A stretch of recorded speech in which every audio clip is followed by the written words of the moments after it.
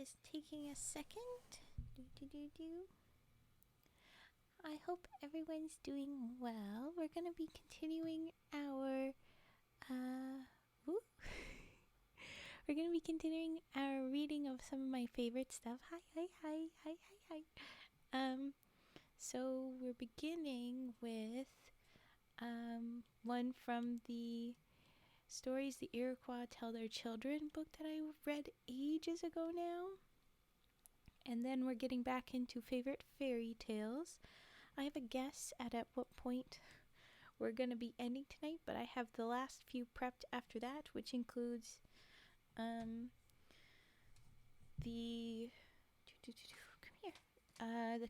there's a couple of poems from the Robert Service collection, and then there's a couple from the W.P. Kinsella stories for the goofiness and fun. But yeah, this is what we have planned. So I hope you're settling in, getting cozy, and we are starting with Corn, Plume, and Bean Maiden. So that's the first one we're gonna read. Cage is coming in. Quick, vet. Quick, drop. Yes, there's the shout out. Welcome in, Cage. Welcome in, your little raiders. Just hydrating quick. Thank you, Yar, for that. Boop. How was stream?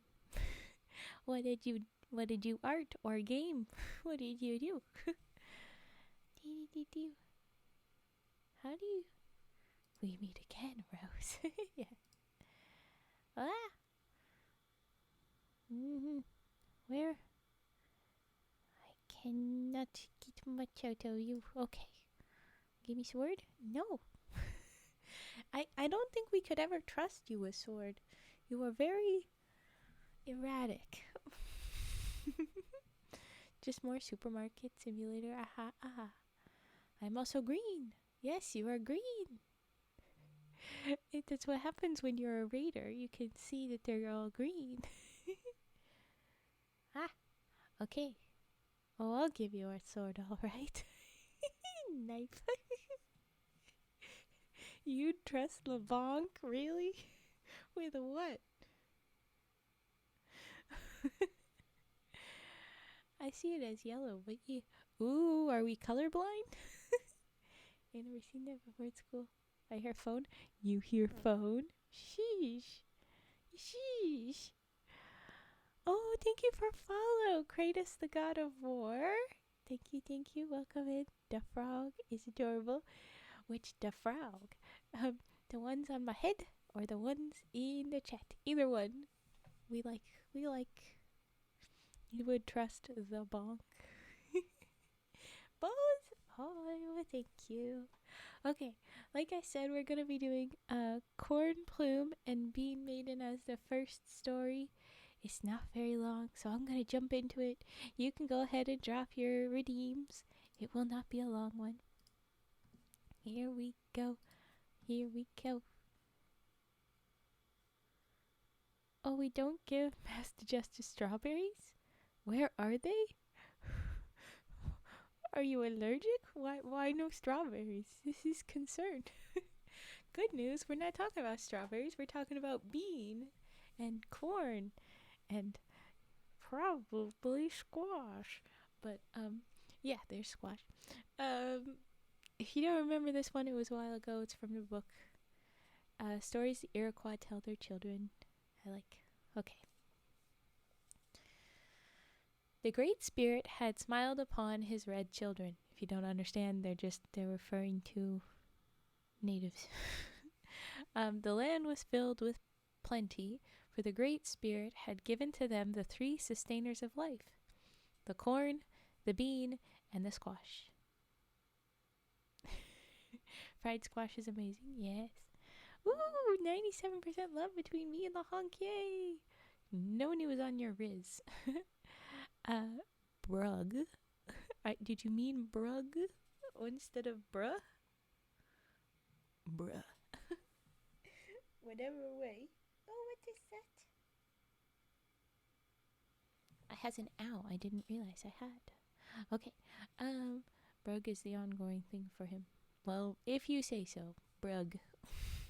There you go. Bug? Is Brug? Is it bug? Oh, it's Volcanic Glass Lady that speaks text aloud.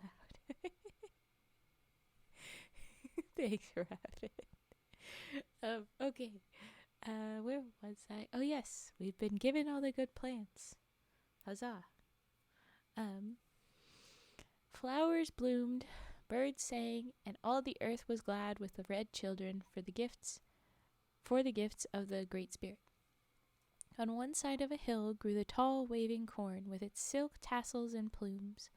On another side, beans with their velvety pods climbed toward the sky. Some distance down a third slope, beautiful yellow squashes turned their faces to the sun. One day the spirit of the corn grew restless. There came a rustling through the waving leaves, and a great sigh burst from the heart of the tall stalks. The spirit of the corn was lonely. After that, every morning at sunrise, a handsome young chief was seen to come and stand on the brow of the hill. On his head were shining red plumes. Tall and strong and splendid he stood, wrapped in the folds of his waving blanket, whose fringed tassels danced to the summer breeze. Chit-cha-hen, chit-cha-hen, someone I would marry, someone I would marry, the young chieftain would sing many, many times. A friend of a friend. Oh, aha, I see, I follow now. Corn with butter? I mean, not gonna disagree at all. Okay. One day his voice reached the Squash Maiden on the other side of the hill. The Squash Maiden drew about her a rich green blanket into which she had woven many flaunting gold trumpet-shaped flowers. Then she ran swiftly to the young chieftain. There's a very pretty photo here of them in their fancy blankets wrapped about them, and they are plant and such. Marry me, said the Squash Maiden, as she spread her beautiful gold and green blanket at his feet. Corn Plume looked down at the Squash Maiden, sitting on her blanket at his feet. She was good to look upon, and yet Corn Plume was not content. He wanted a maiden who would stand by his side, not always sit at his feet. Then Corn Plume spoke thus to the Squash Maiden. Corn Plume cannot marry Squash Maiden. She is very beautiful, but she will not make song in Corn Plume's heart. Squash Maiden will grow tired of his lodge. She will not stay in his wigwam. She likes to go a long trail and wander far from the lodge. Corn Plume cannot make Squash Maiden his wife, for he is not content with her. But she shall be Corn Plume's sister, and sit on in his lodge whenever she will. The maiden Corn Plume weds must be ever at his side. She must go where he goes, stay where he stays. Next morning at sunrise, the voice of Corn Plume was again heard, singing from the hilltop, Chit-cha-hen, chit-cha-hen, someone I would marry, someone I would marry, Chit-cha-hen, chit-cha-hen. This time his song reached the ears of the Bean Maiden. Her heart sang when she heard the voice of Corn Plume, for she knew that he was calling her. So light of heart was Bean Maiden that she ran like a deer up the hillside, up and on, up and over the brow of the hill she climbed till she reached the young chieftain's side. Then Corn Plume turned and beheld the most beautiful maiden he had ever seen. Her eyes were deep and dark like mountain pools. Her breath was sweet as the waters of the maple. She threw off her blanket of green and purple and white and stretched her twining arms to him. Corn Plume desired to keep Bean Maiden forever close to him. He bent his tall plumed head to her. Her arms wound round and round to the young chieftain, and Corn Plume was content. So closely were the arms of Corn Plume and Bean Maiden entwined, so truly were they wed, that the Indians never attempted to separate them. Ever after, corn and beans were planted in the same hill, and often a squash seed was added. Since the Great Spirit had placed the corn, the bean, and the squash together on a hill, the Indians said they should continue to live and grow and occupy a hill together. The door of the Corn Plume's lodge was ever open to the Squash Maiden if she chose to enter, but seldom did she stay in his wigwam. More often she was found running off on a long trail. But Bean Maiden remained true to Corn Plume. Always she was found by his side. Never did she leave the lodge unless he went with her. Corn Plume's lodge was her lodge, and her trail was his trail. And because the spirits of the corn and the bean are as one, the Indians not only plant and grow them together, but cook and eat them together. In life they were one, they say. We will not separate them in death. And now, when a great rustling and sighing of the corn is heard in the white man's land, the Indians often say, "'Tis the spirit of the Corn Plume, crying for his lost Bean Maiden." The end. It's a sweet one just of remember to plant them all together. And, the bean will crawl up the corn stalk, and that helps the bean. And the stalk, the corn is not lonely. And the squash does well to be at the low bottom and will go wherever it wants. The squash will chill out in the low and hang out. Be in a third wheel and such. We love it. There you go. Hi, El Chiquitas. Welcome. Alright. That was that. And now we're going to get to the triggers. So what's up first? We have Comb Twing on first. That sounds good to me.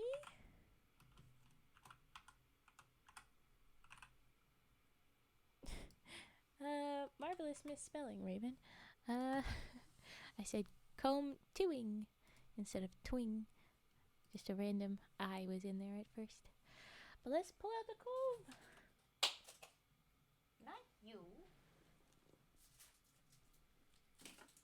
Get out of here.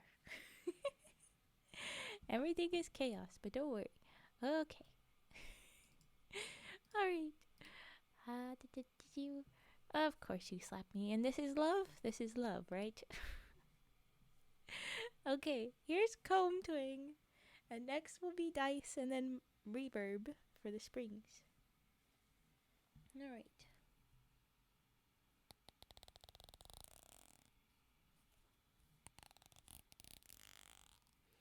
Oh, thank you for the follow, Francis X7. Welcome. Thank you. No, you can't steal a frog. You can redeem a singing frog if you would like.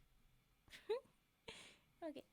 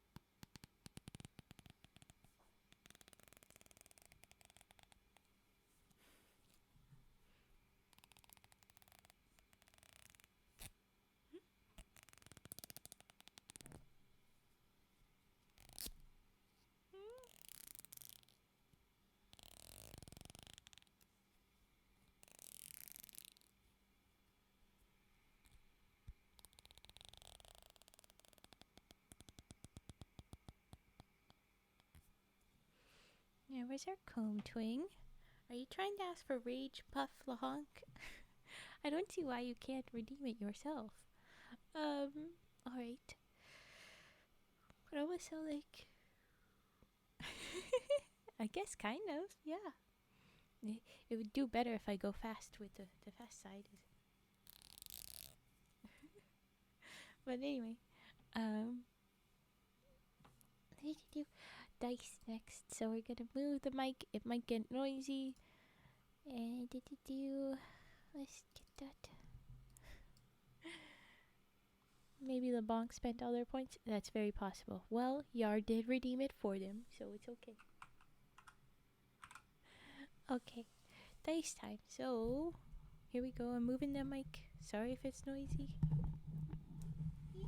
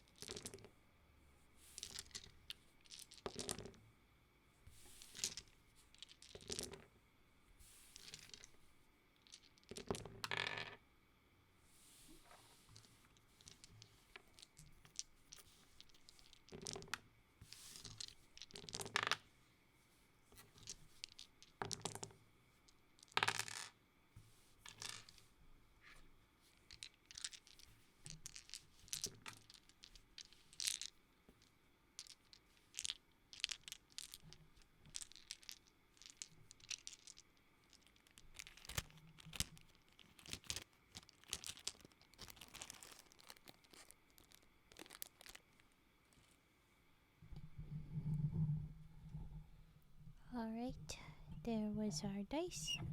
Oh, come on, Mike. I think that will work. Now I'm gonna move into Mike Spring's reverb little spot, so that it sorts itself out. Things are being slow. Okay.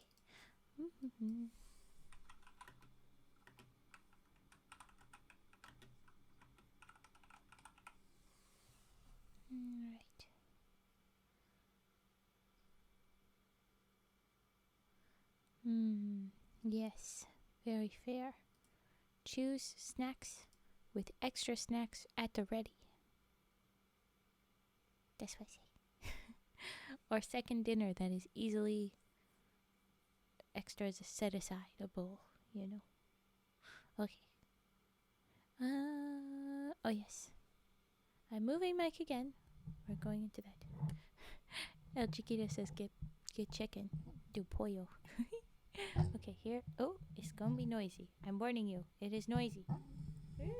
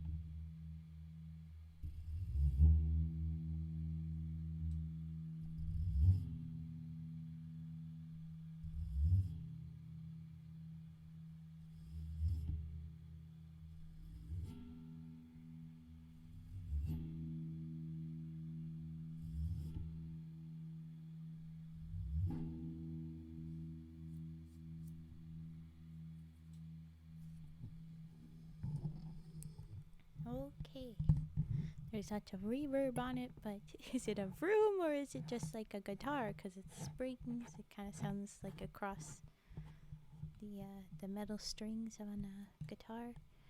Eh. Sometimes it sounds more like one thing than another. I don't know what it really was tonight. I don't know. Come on. I can't hear very well. There we go. Sweet spot. The headphones had to be plugged in at just right amount. Alright, singing frog time. Singing frog. Dee dee. Come on.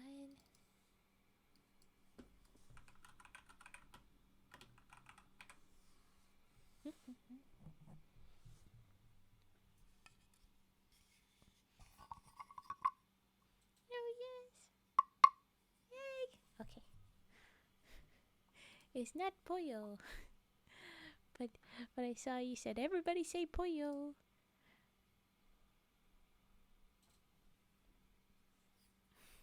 Marco? It's not Marco Polo.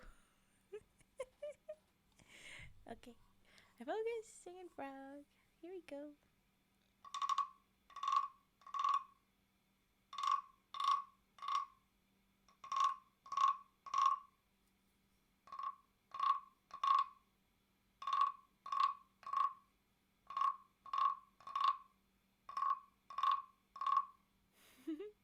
Yes, the honky is a singing frog like our freaking photo. Look at him, he sing. Look at him, he sing.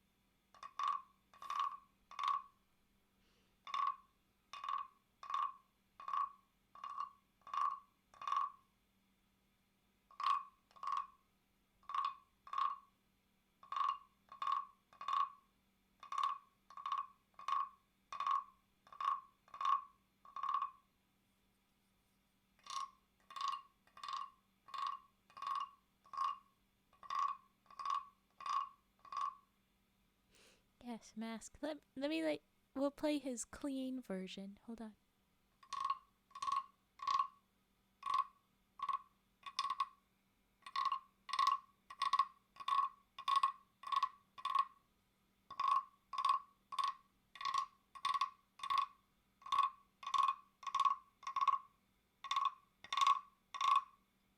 Radio version. Yeah, there you go.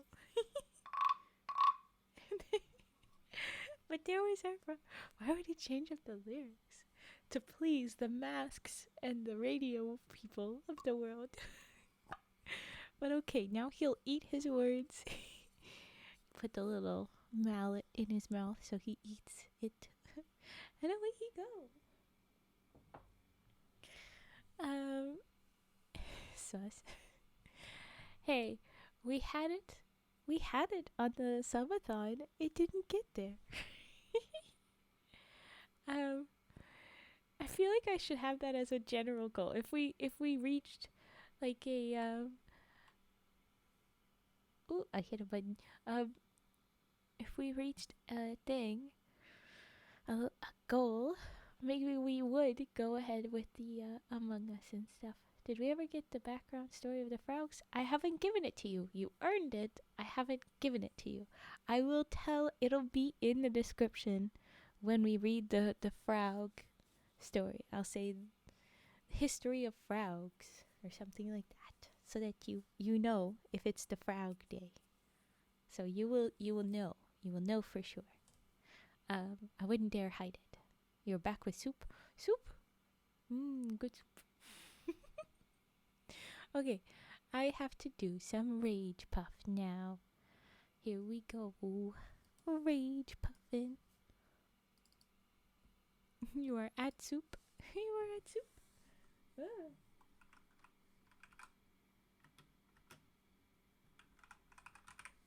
Here we go. And angry. I fixed my stuff so now I can look angry easier. Look at her, she's so angry or sad.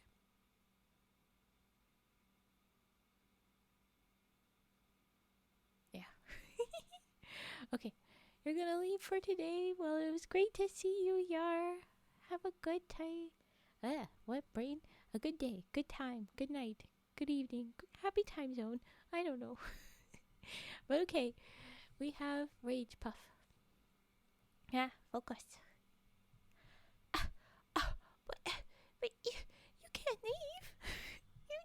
You just did this.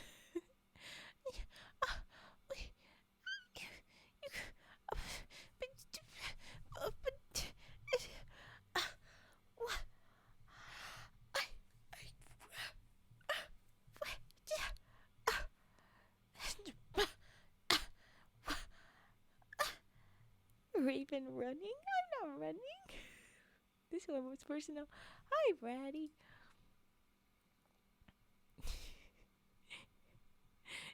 For Lechonk. What do you mean his coupon is expired? I want to speak to your manager. Exactly.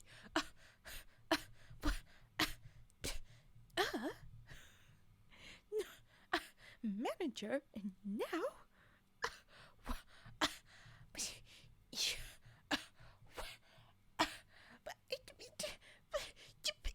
You can't.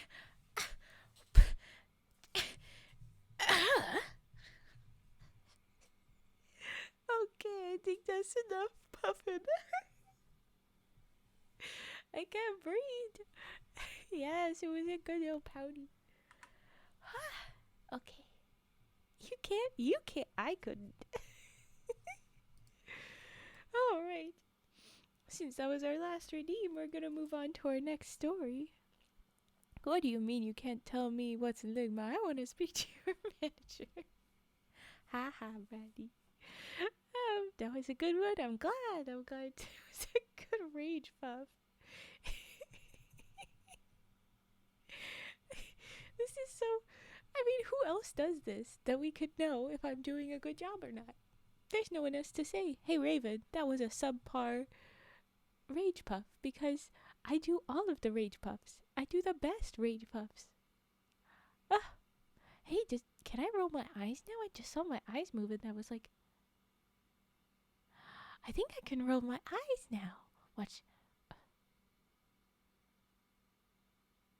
Did I do it? I can't tell. I have to watch the replay. Yeah. Oh my gosh, I can. Okay. What was I? Oh. Pum punch. I'll be the competitor now. I must make you improve. I think we're the only one that does that rage puffs on here. Yeah, I don't think anyone else does. Don't you guys go ruining my monopoly. I'm the only ASMR artist with rage puffs. You can't go stealing it. I need to get it trademarked. Rage puff is mine. If I ever hear someone else does it, if any of you find someone else that does it, we have to make sure they get permissions from me. Very much a trademark, you know, that's what we'll do. I always knew Raven was evil. What do you mean I'm evil? I just want to be able to afford my little lake. We'll charge per commission. No, we won't charge. I just want to know if it grows. Honestly, I just want to know if it like permeates to any other streamers. I want to see if it becomes a thing. If I've started a trend, I want confirmation that the trend exists. Honestly, that's what it is. But jokingly, yes, we have to feed the frogs. There's a lot of frogs to be fed. And they have so many medical concerns. You'll find out more later. But you do know they're radioactive. So, like, yeah, they have problems. Raven wants royalties on Rage Puppy. Just to pay for the frog's medical bills. Okay, focus. Okay, we're doing the Dirty Shepherdess next. You just have to make it 50 alt accounts and use them all to request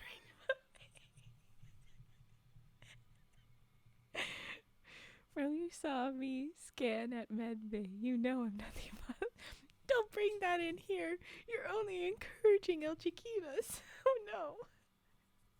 Okay, the next story.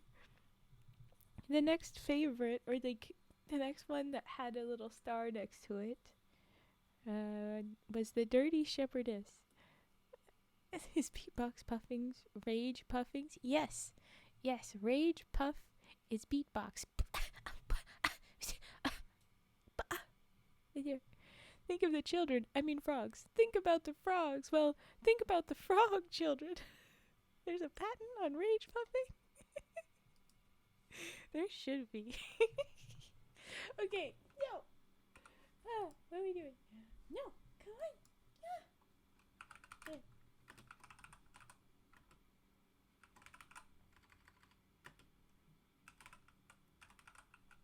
Yes. Dirty Shepherdess. Is that how you spell shepherdess? Well, let me look. I have confirmation in 2 seconds. Yes, Shepherdess. Oh no, I missed an H. Shepherdess. Shepherdess?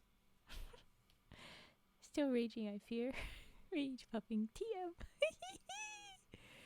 Thinks of the Latino. Think of the frogs and the children. Thinks of the Latino. Yes, I also have to pay for El Chiquita's medical bills. Separate issue. No. Okay. The Dirty Shepherdess. Let's read the next story. Honestly, though, like, I just want to see if it goes out. So let me know if you ever see it. Don't go requesting it. Exactly. If you want to request, I'm going to request. But I want to know if it does, yeah, pay for yours as well.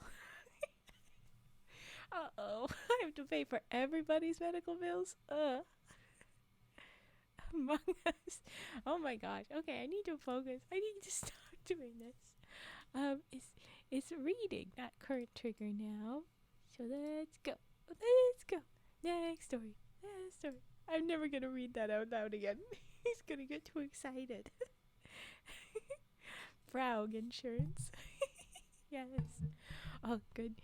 I was about to laugh my way into a problem. Thank you, Devon.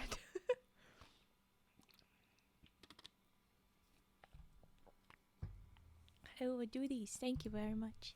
Very good. Very good. I'll stretch and I'll posture check as well. Thank you. Oh my goodness, my back. Oh, okay. No shrimping. Shrimping is illegal. Oh my gosh. Oh my gosh. Hold on. Wait. I remember. Oh, did I? Okay. 2 seconds for a Raven very distracted break. Hold on. Will I find?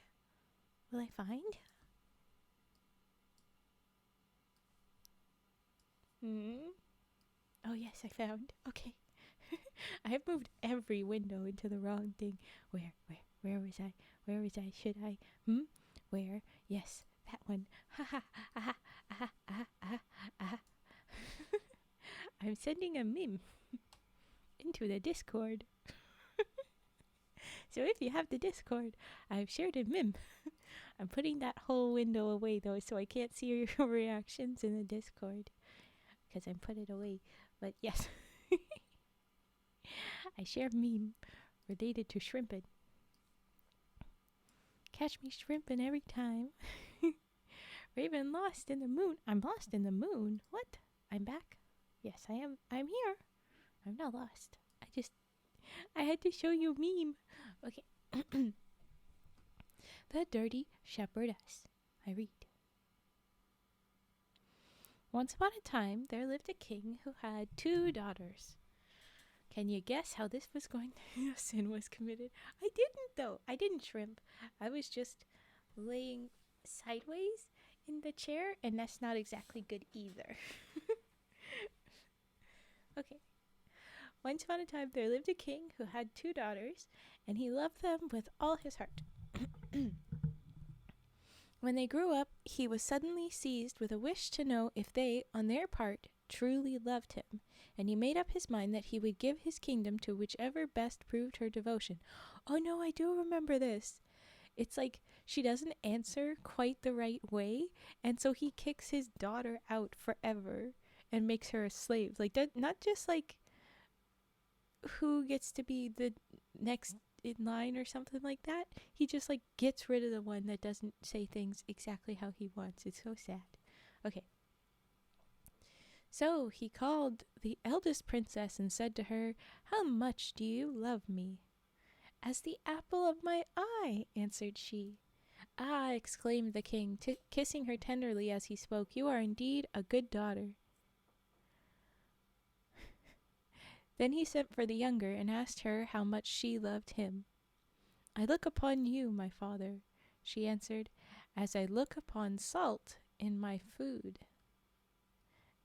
But the king did not like her words and ordered her to quit the court and never again appear before him. See? He's like,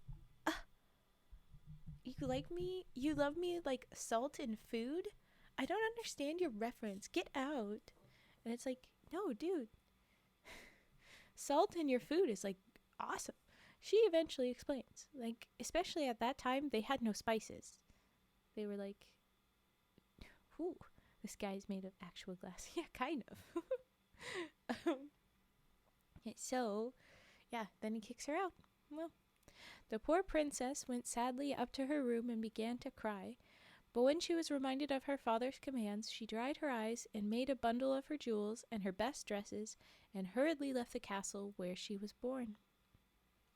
No sign of mom. No idea.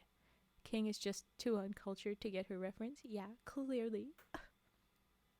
I believe she eventually gets to say it at the end, but I don't know.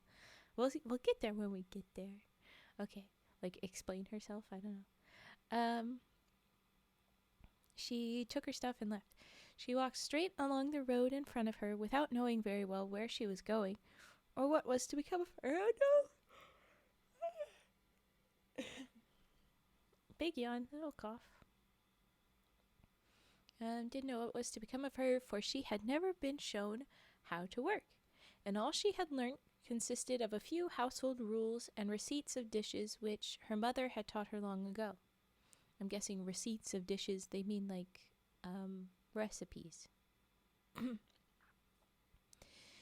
And as she was afraid that no housewife would want to engage a girl with such a pretty face, she determined to make herself as ugly as she could. She's like, I'm gonna be too pretty to hire.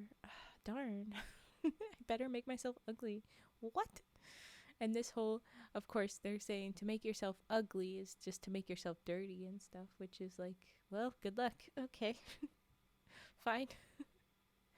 Anyway, she therefore took off the dress that she was wearing and put on some horrible old rags belonging to a beggar, which I gotta ask, did you give the beggar a nice dress? Did you just make the poor beggar naked? What happened to the beggar's clothes? Or the beggar's state of dress? Like what? But okay. She took the rags belonging to a beggar, all torn and covered with mud. After that, she smeared mud all over her hands and face and shook her hair into a great tangle. It reads very much like 90s, but you're a nerd. You're so, like, frumpy. You have your hair back and glasses on. You could never be pretty. And then takes off glasses, lets down hair. Oh my god, she's gorgeous. It's that kind of logic. Thank you for the shrimp emote. Very important. Remind Raven not to shrimp is very important. Look at his dumb little face. She probably just kicked the beggar and sold the rat. Really? It's very possible. Or the beggar was dead and was like, well, they're not gonna need this. Let's be real. The one thing she knows how to do. thief. Anyway, that's all apparently. We don't know the story, but she stole something. Maybe she bartered. Maybe she traded. But like now that beggar is probably naked. The odds are on naked. Or what they would call naked, maybe underwears, I don't know. Okay. So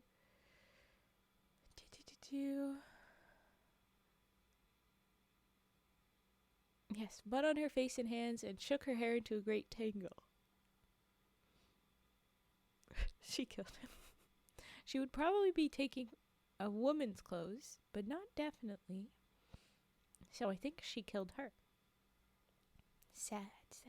Anyway, having thus changed her appearance, she went about offering herself as a goose girl or shepherdess. But the farmers' wives would have nothing to say to such a dirty maiden. Ew, you're dirty. So you probably shouldn't have made yourself dirty at all. Or maybe, at least a little less dirty. But oh well. Gasp, that woman is exposing her elbows. She's nude. I don't know if beggars get to pick and choose, yeah? What is a goose girl? It's basically you look after a herd of geese. A gaggle of geese. A whatever name for the group of geese is. You look after geese. Hot dog or slice of cake? For me? I would love a slice of cake. For you? Get some protein in you. And then also a slice of cake. Or half of each. Mango. No, mango would be best. Mango's good move. Root beer funny. Oh, did you have normal beer instead of root beer, Ignis? Because something's wrong. You did not enter with your usual stuff. Cake and hot cocoa? Oh, I would not eat a hot dog. Maybe. Marple. Oh no. Ignis got real beer, not root beer. Oh no. Go ahead and lurk, Scooby Bobby. Well, welcome in. Ooh, 80%, 88% Riz. Nice. Hot dog hater. Hey, I didn't hate on it. I'm not mad. 53. That's inaccurate, Scooby Bobby. I promise. Not a bad day. Well, that's good. I like to hear it. We're happy. I also see, Scooby, you got a 16. That's a nice one. I'm looking right at mask on that one. Yeah. Good night, everyone. Okay. Well, then go ahead and lurk away. Love Frog. Oh. Okay, I go back. Dirty Shepherdess. Now that everybody's here.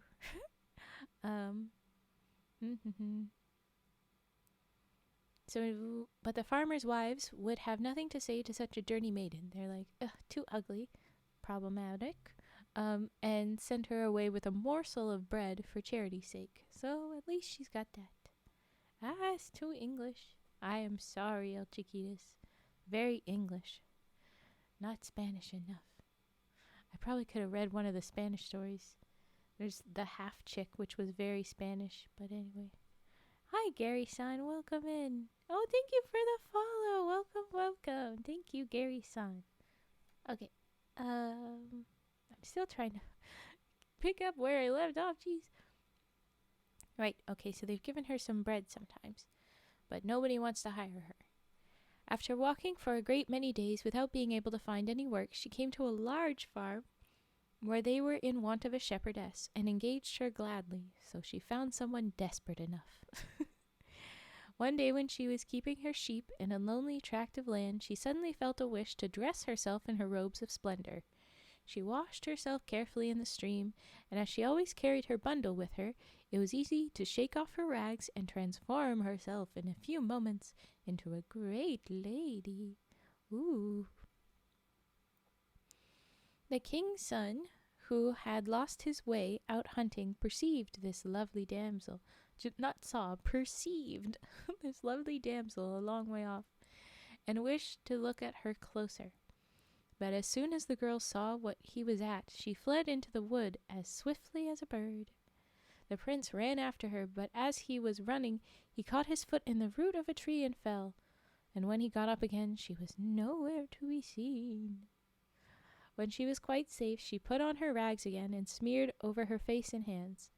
However, the young prince, who was both hot and thirsty, yes he was, found his way to the farm to ask for a drink of cider, and he inquired the name of the beautiful lady that kept the sheep. So everybody knew he was thirsty in two ways.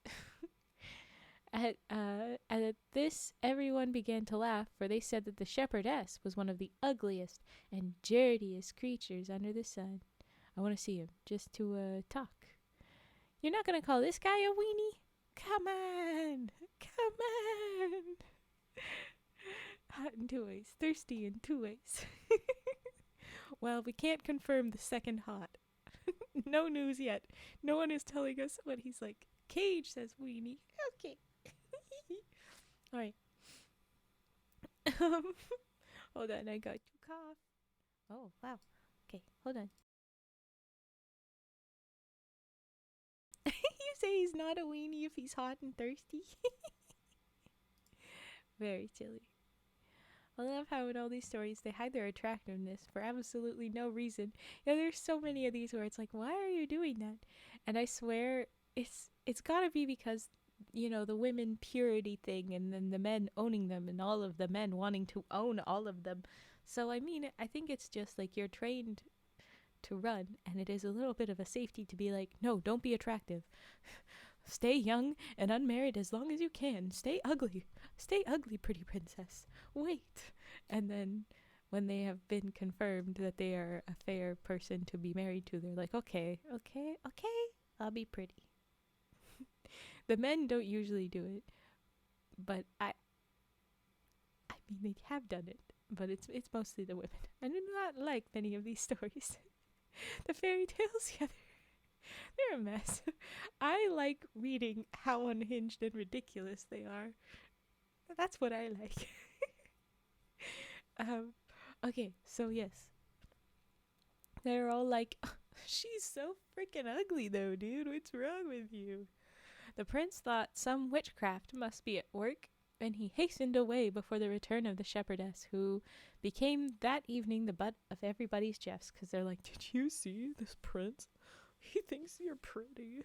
Isn't that stupid? And she's like, thanks. Thank you. Love it. Love your reading, just like many of the actual stories. Yes. Cocoa and cake it is. That's great. Okay, enjoy your hot cocoa. Okay. Okay, so she's being the butt of the joke. Marvelous. But the king's son thought often of the lovely maiden whom he had only seen for a moment, though she seemed to him much more fascinating than any lady of the court. At last he dreamed of nothing else, and grew thinner day by day till his parents inquired what was the matter. So he's like not even eating. He's so obsessed with her. Why are you so obsessed with me? So they inquired what's the matter, promising to do all they could to make him happy as he once was. He dared not tell them the truth, lest they should laugh at him. So he only said that he should like some bread baked by the kitchen girl in the distant farm. Okay, all right, there you go. She's so ugly. Can't you see she has dirt on her? Hideous. Everybody wants your food, Cage. Hold on. Ah. Yeah, okay. Swear they're all completely blind to facial features. It's very possible. Was she German? Was she a furry? Was she a German shepherdess? Ha ha ha, Brady. Ha ha ha. No. Okay, no. She might have been German, but okay. Although the wish appeared rather odd, they hastened to fulfill it, and the farmer was told the request of the king's son. The maiden showed no surprise at receiving such an order, but merely asked for some flour, salt, and water, and also that she might be left alone in a little room adjoining the oven, where the kneading trough stood. Before beginning her work, she washed herself carefully, and even put on her rings. Why would you put on rings while you bake? It's a dumb move. What are you doing? But yes, she of course had to be cleaned up to make food. So she knows that. She is food safe, sort of. The rings is a problem, but mostly to their standards then. And so she said, everybody out. I gotta be clean. You're laughing at me. Here we go. The rings give the bread flavor. Yes, whatever fungal infection growing on it or something. A rubber room. Put that away, Mask. Gosh, that just transported me.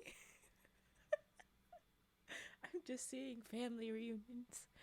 All those little cousins talking to each other with that bullshit. Silver poisoning flavor. She wants to lose all her rings and break the princess' teeth.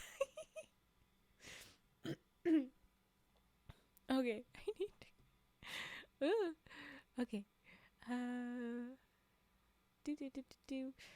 Okay, so she asked that, went there. Gee, sorry. And then she even put her on her rings, but while she was baking, one of her rings slid into the dough. When she had finished, she dirtied herself again and let the lumps of the dough stick to her fingers so that she might become as ugly as before. Okay, so there you go. Oh my gosh, you two are... You are a mess. I really like Rabbit's implication that she'd be like, I want to mess that boy up. I like the idea of it. This wasn't what I meant when I said silver poisoning. Well, anyway, yeah, that's what she done. I don't think she did it on purpose, but it happened. The loaf, which was a very little one, was brought to the king's son, who ate it with pleasure. But in cutting it, so he cut it, he didn't just chomp in, he found the ring of the princess and declared to his parents that he would marry the girl whom that ring fitted, because there's no way that the ring could go in other people's hands. Like, you mean to whom it was from, and the way you want to test it is through putting it on who fits it. But like, dude, fingers come in all sizes, my god. Okay. So the king made a proclamation through his whole kingdom, and ladies came from afar to lay claim to the honor. But the ring was so tiny that even those who had the smallest hands could only get it on their little fingers, which technically would be correct. You would fit it on their little fingers. In a short time, all the maidens of the kingdom, including the peasant girls, had tried on the ring, and the king was just about to announce that their efforts had been in vain, when the prince observed that he had not yet seen the shepherdess. I'm just realizing that if it doesn't fit anybody, what? Even the people with the smallest hands, does that mean that it belongs to a child? Is that why she ran? Is she a child? Is she only a bebe? What have you done, Prince? What implication does this make on Cinderella? I don't like any of this that is happening right now. Ew.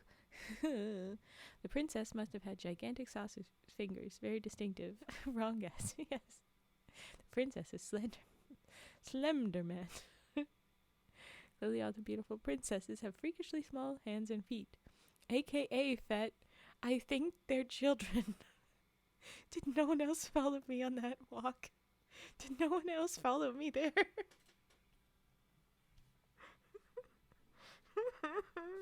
I hate this. I don't think this story is a favorite anymore. You just don't like it. I don't either. Oh no. Okay, I wish I didn't pick apart that piece. Okay. The only reason that would bug me is because he was like, they could only get it on their little fingers. That should have been valid enough. That should have been valid enough. Oh my gosh. Oh, rainbow puke. I like it. It's cute. Okay. In a short time, all the maidens of the kingdom, including the peasant girls, had tried on the ring. And the king was just about to announce that their efforts had been in vain when the prince observed that he had not yet seen the shepherdess. They sent to fetch her, and she arrived covered with rags, but with her hands cleaner than usual, so that she could easily slip on the ring. The king's son declared that he would fulfill his promise, and when his parents mildly remarked that the girl was only the keeper of sheep, and a very ugly one too, the maiden boldly said that she was born a princess. Then why didn't you show up clean? Why are you doing this? Why? Anyway, and that if they would only give her some water and leave her alone in a room for a few minutes, she would show that she could look as well as anyone in fine clothes. Which, theoretically, so could anyone. Like, I don't understand how that prevents a different shepherdess from looking pretty in fine clothes. Unless you can be like, I have fine clothes. I do own fancy-ass things. This is proof that I'm clearly not just some peasant. That I can get along with. But that you would look good as anyone in fine clothes, so would anyone else. I don't follow. Their logic is not good. Clearly the fine clothes make anyone looking at... Yeah, exactly. So it makes no sense. The story got too many plot holes. If I didn't poke them out, it would be ignorable. But I poke in at it. I poke at these stories. That is my brand. We don't just read them. We kind of pick at them a little bit. Clean women are the worst, yucko. Not even self-consistent with the logic. Yeah, it's inconsistent. You don't have brain, El Chiquitas? I think you have plenty of brain.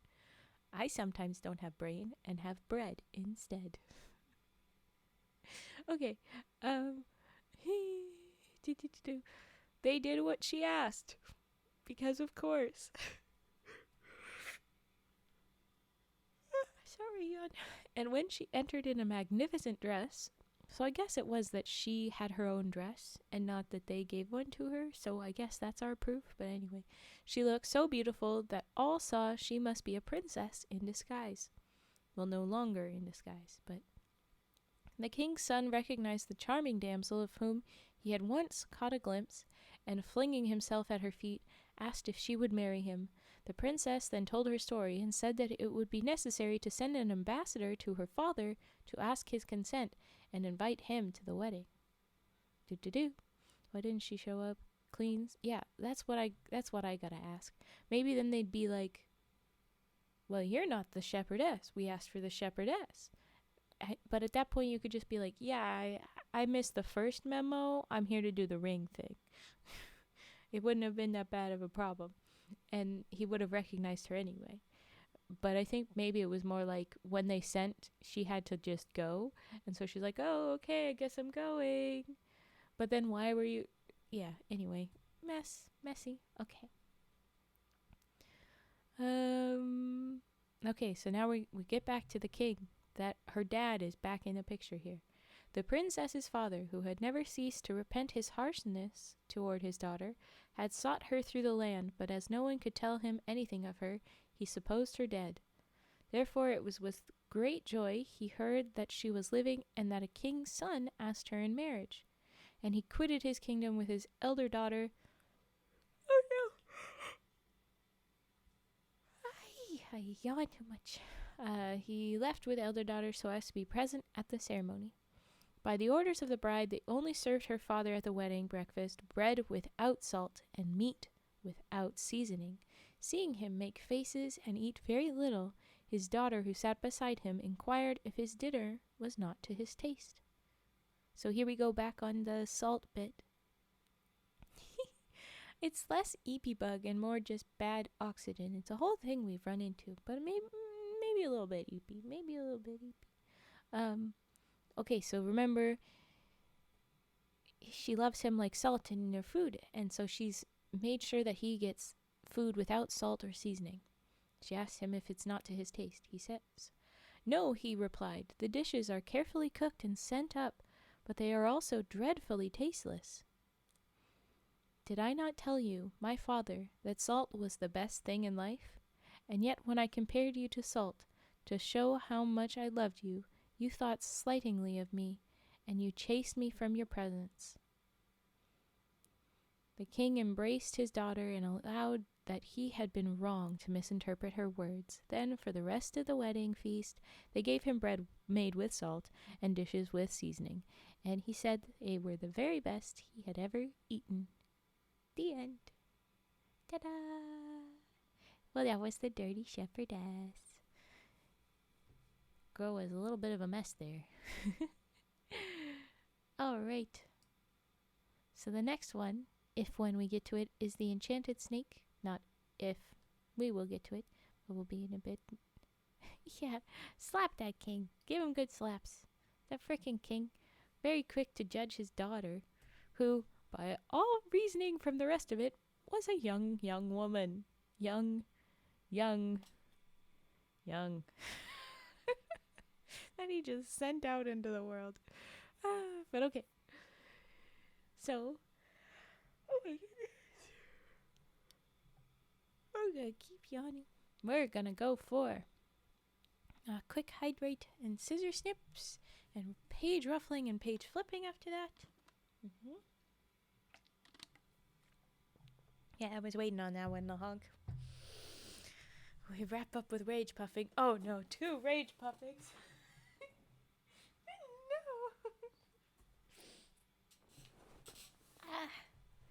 No. Unbanned. What I usually do when people do a double is I'll save the second one for the next break.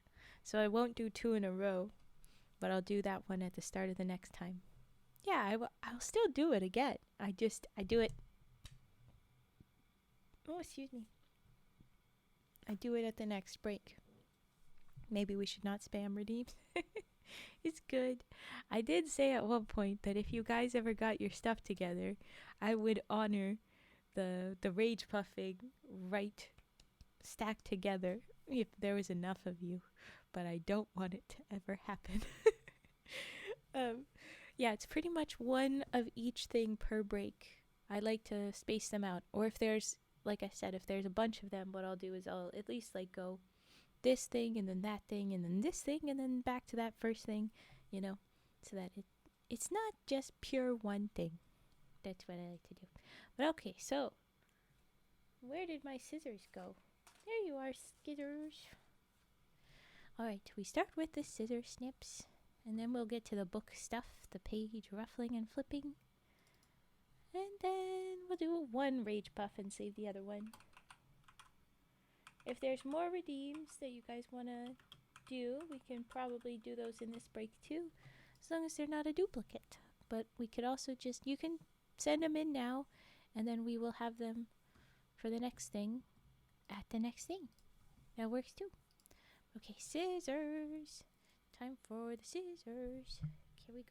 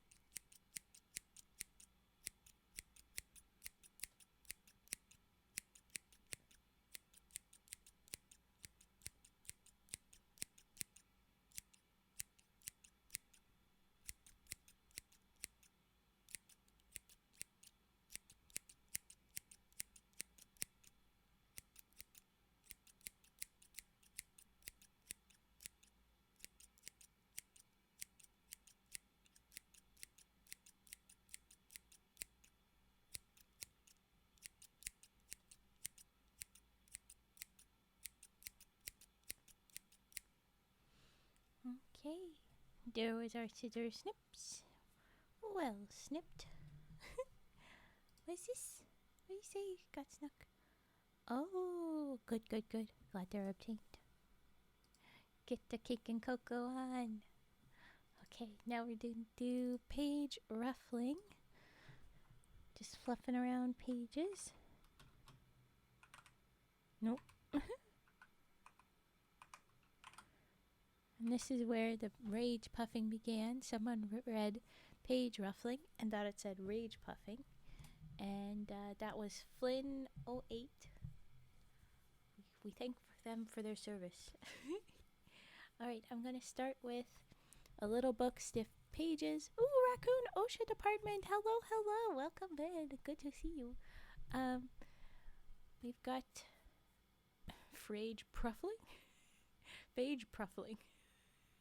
I don't think I can figure out what that one is. But okay, we'll start with a small book, stiff pages, and then do a bigger book. I'm gonna move the mic. If it's noisy, I'm sorry. Do it.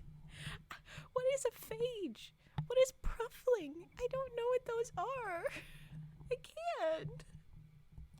Okay. Right.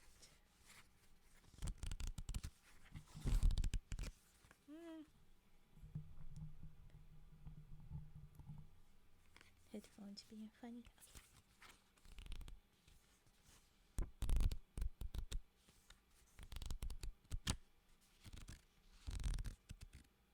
Okay.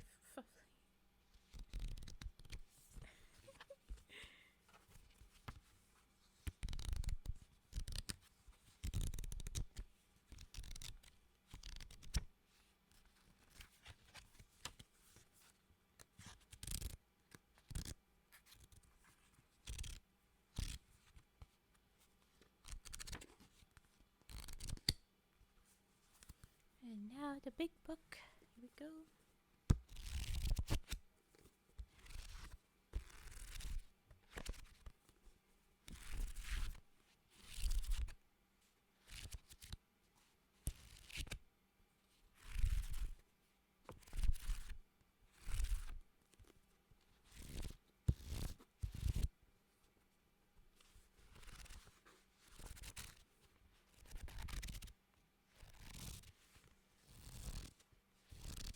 Her face scuffing.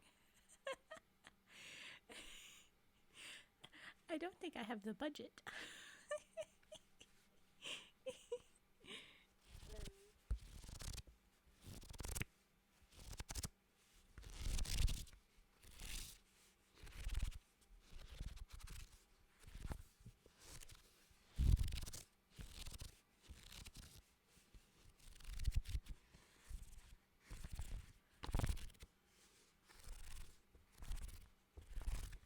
Paint huffing.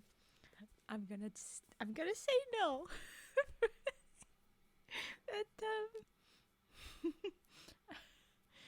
You said it twice. I don't think I would do well. To Cage Mart. You're gonna go steal Cage's cake. You don't get to have his cake. You just demand things. You don't get to steal them. And get back here. I've got your page flipping to do, don't you? Pain luffing? What would that mean? What is a pain luffing? I don't understand. We're moving on to page flipping anyway. Only one paint huffing per break. Only one paint huffing per ever. Turkey stuffing. Ooh, that would be fun.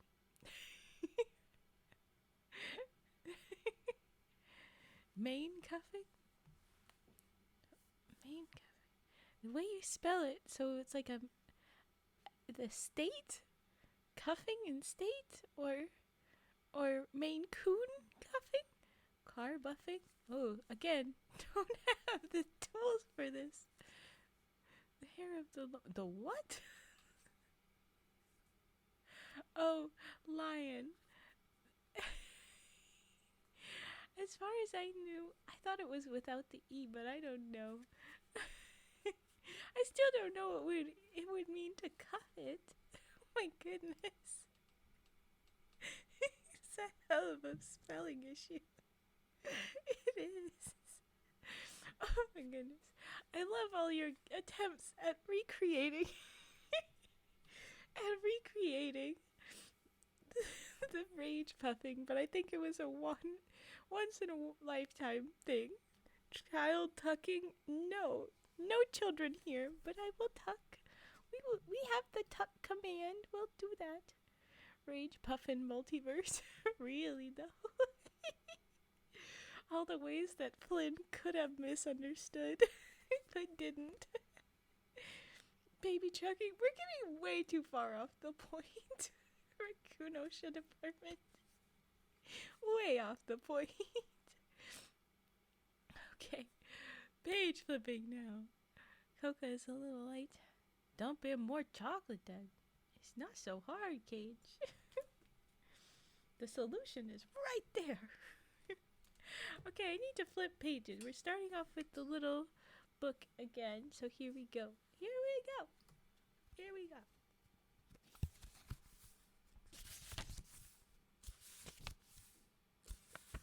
Gauge pumping. I'll say that one did get closer to the reel again. That one went closer again. I will give you that much. Using pre-made packets and I don't waste it. Ah, yes. That's why you get the tubs and do it by spoons. It's the better way to go. Well now. America. I just realized you added the America. That's how I do it, Raven. Yeah, see, 'cause you're reasonable. Eagle sound. Oh, did you know that the sound most people think is an eagle is actually, I think it's a hawk? It's a different bird. It's not the same. Eagles don't sound like that. It's a falcon. Yeah, it's a falcon that people hear. It's not an eagle. The eagle sounds a lot less intimidating. Okay, I need to focus. Eagle sounds are weird. Yeah. But they're still lovely. Okay, focus, Raven. We're flipping pages.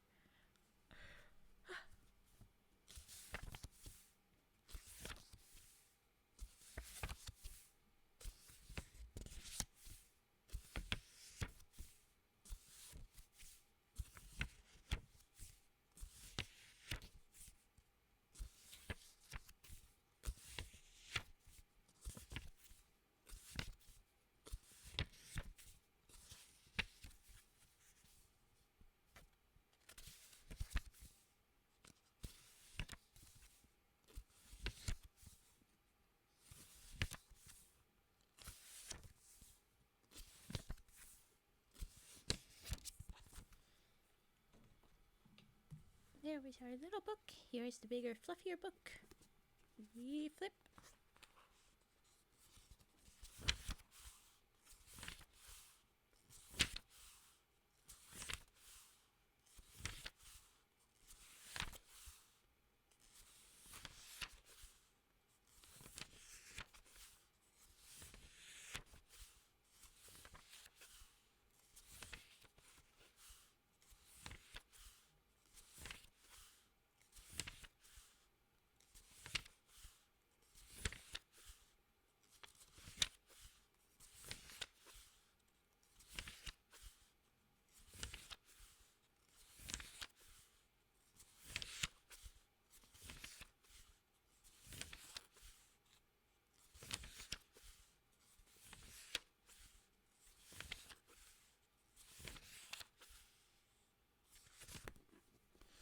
Alright, there was our page flipping. And now the long-awaited first rage puffing. We actually already did one, but it did the first one of this break. The eagles go moo. Sure they do. What am I doing? Oh yes, okay. Raj? No. No, Raven. Rage. Rage. But there we go. Alright. Now we rage.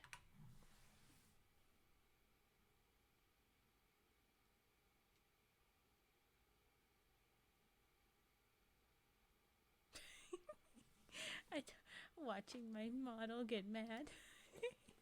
Okay.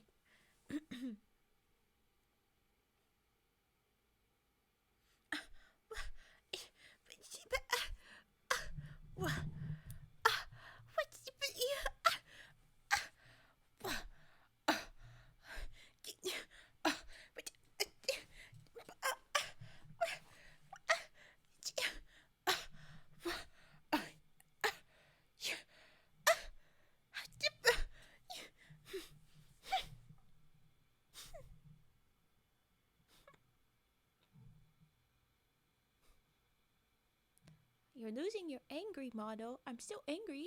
You can't read it? Oh. If I tilt my head up, it assumes it's a smile.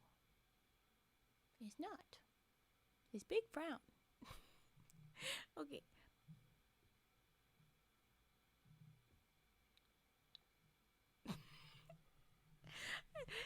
Not me making a bunch of silly faces at an animated version of myself with frogs on a little spinning angry sign. Where's the cat part? That belongs to a cat body. I know it do. Where's the parts that are cat? It's just long body. What the heck? Long. You forgot. But you can't. But the kitty. There we go. There's the cat bits. Okay.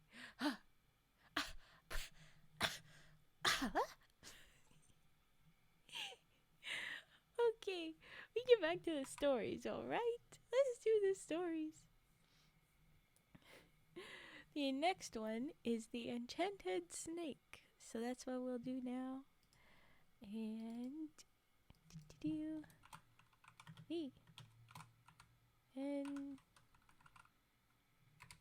Enchanted Snake. Here we go.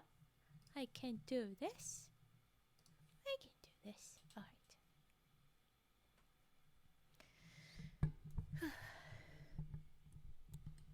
There was, once upon a time, a poor woman who would have given all she possessed for a child, but she hadn't one.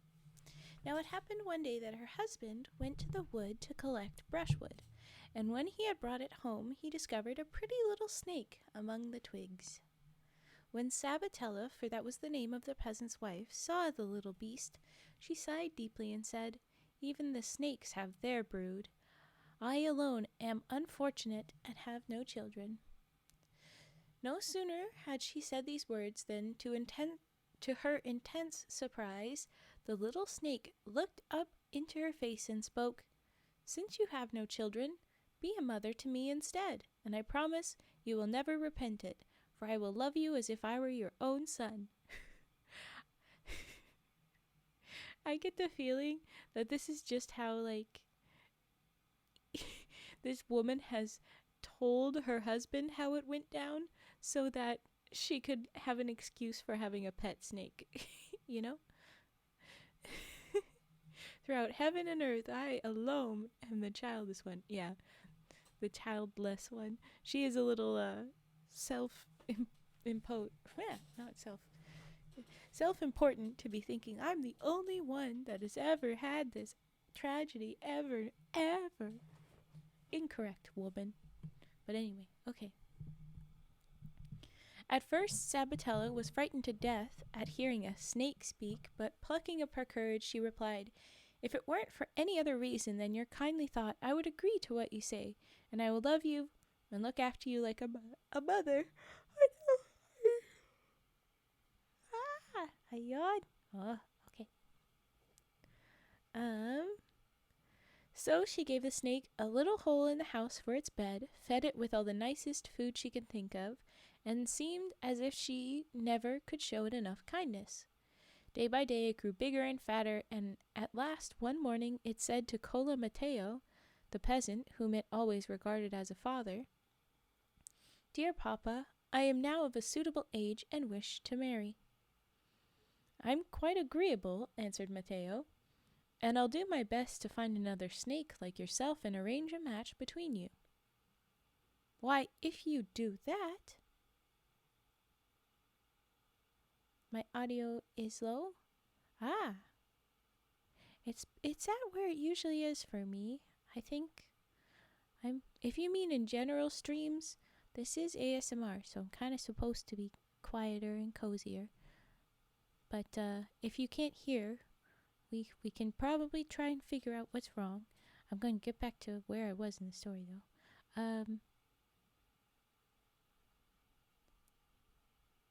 Oh, yes. "Why, if you do that," replied the snake, We shall be no better than the vipers and reptiles, and that's not what I want at all. Sir, you are a viper and reptile. What are you doing? No, I'd much prefer to marry the king's daughter. Your levers are about where they usually are. Yeah, they look like they're about right to me. Okay. Oh yes, so he's asked to marry a princess as well, which is a lot. I would much prefer to marry the king's daughter. Therefore, I pray you go without further delay and demand an audience of the king. This snake's insane. Demand an audience of the king and tell him a snake wishes to marry his daughter. Ridiculous. Oh God. We're roasting this man.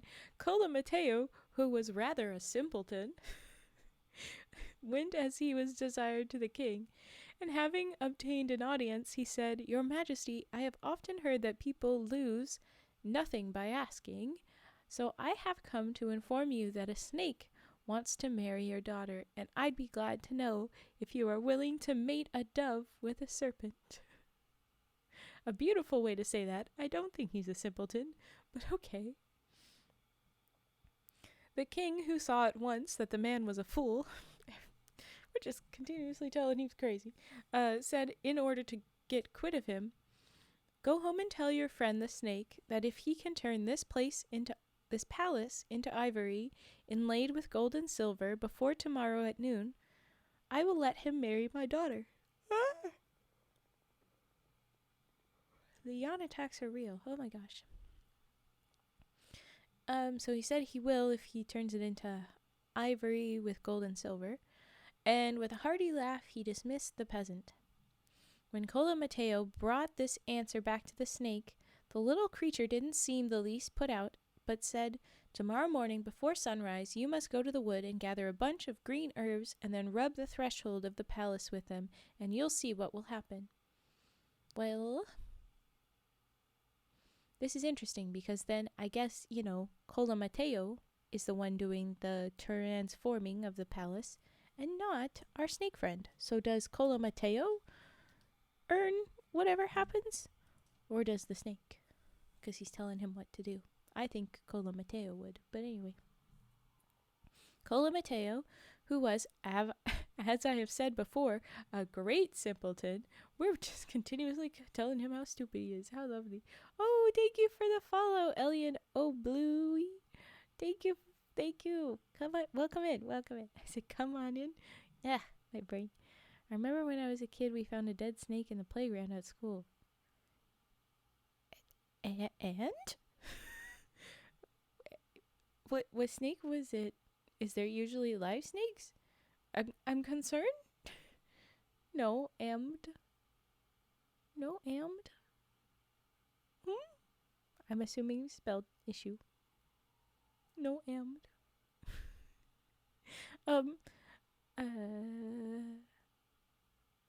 Oh, yes. Okay, so he said to go rub the palace with just a dead snake. Well, yeah, there you go. Okay. Lovely. Okay. Cola Mateo, big, great simpleton. Okay, made no reply. But before sunrise next morning, he went to the wood and gathered a bunch of St. John's wort and rosemary and such like herbs and rubbed them, as he had been told, on the door of the palace. Okay. Hardly had he done so, then the walls immediately turned into ivory, so richly inlaid with gold and silver that they dazzled the eyes of all beholders. I wish we all knew which combination of herbs turned houses into fancier houses, but okay.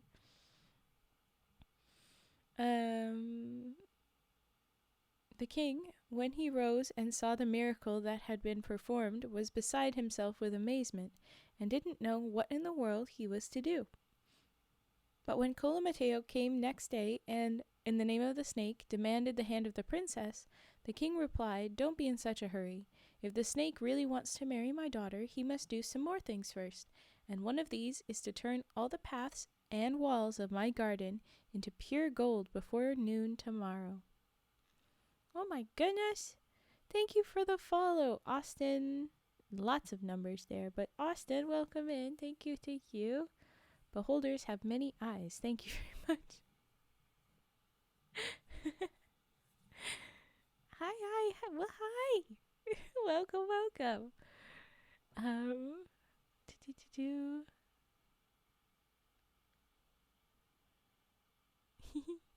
I like seeing the little welcome. It's so silly. Our little gentleman proud saying hello. Okay. Do. What was it? Did I say what was happening? I know the numbers. I redid my username when very EP. Oh. Fair enough. Very fair. Yes, thank you for saying that, Mask. Welcome to Emerald Lake. Enjoy your stay. Oh yes, I might as well say hello, the newbies that have come in.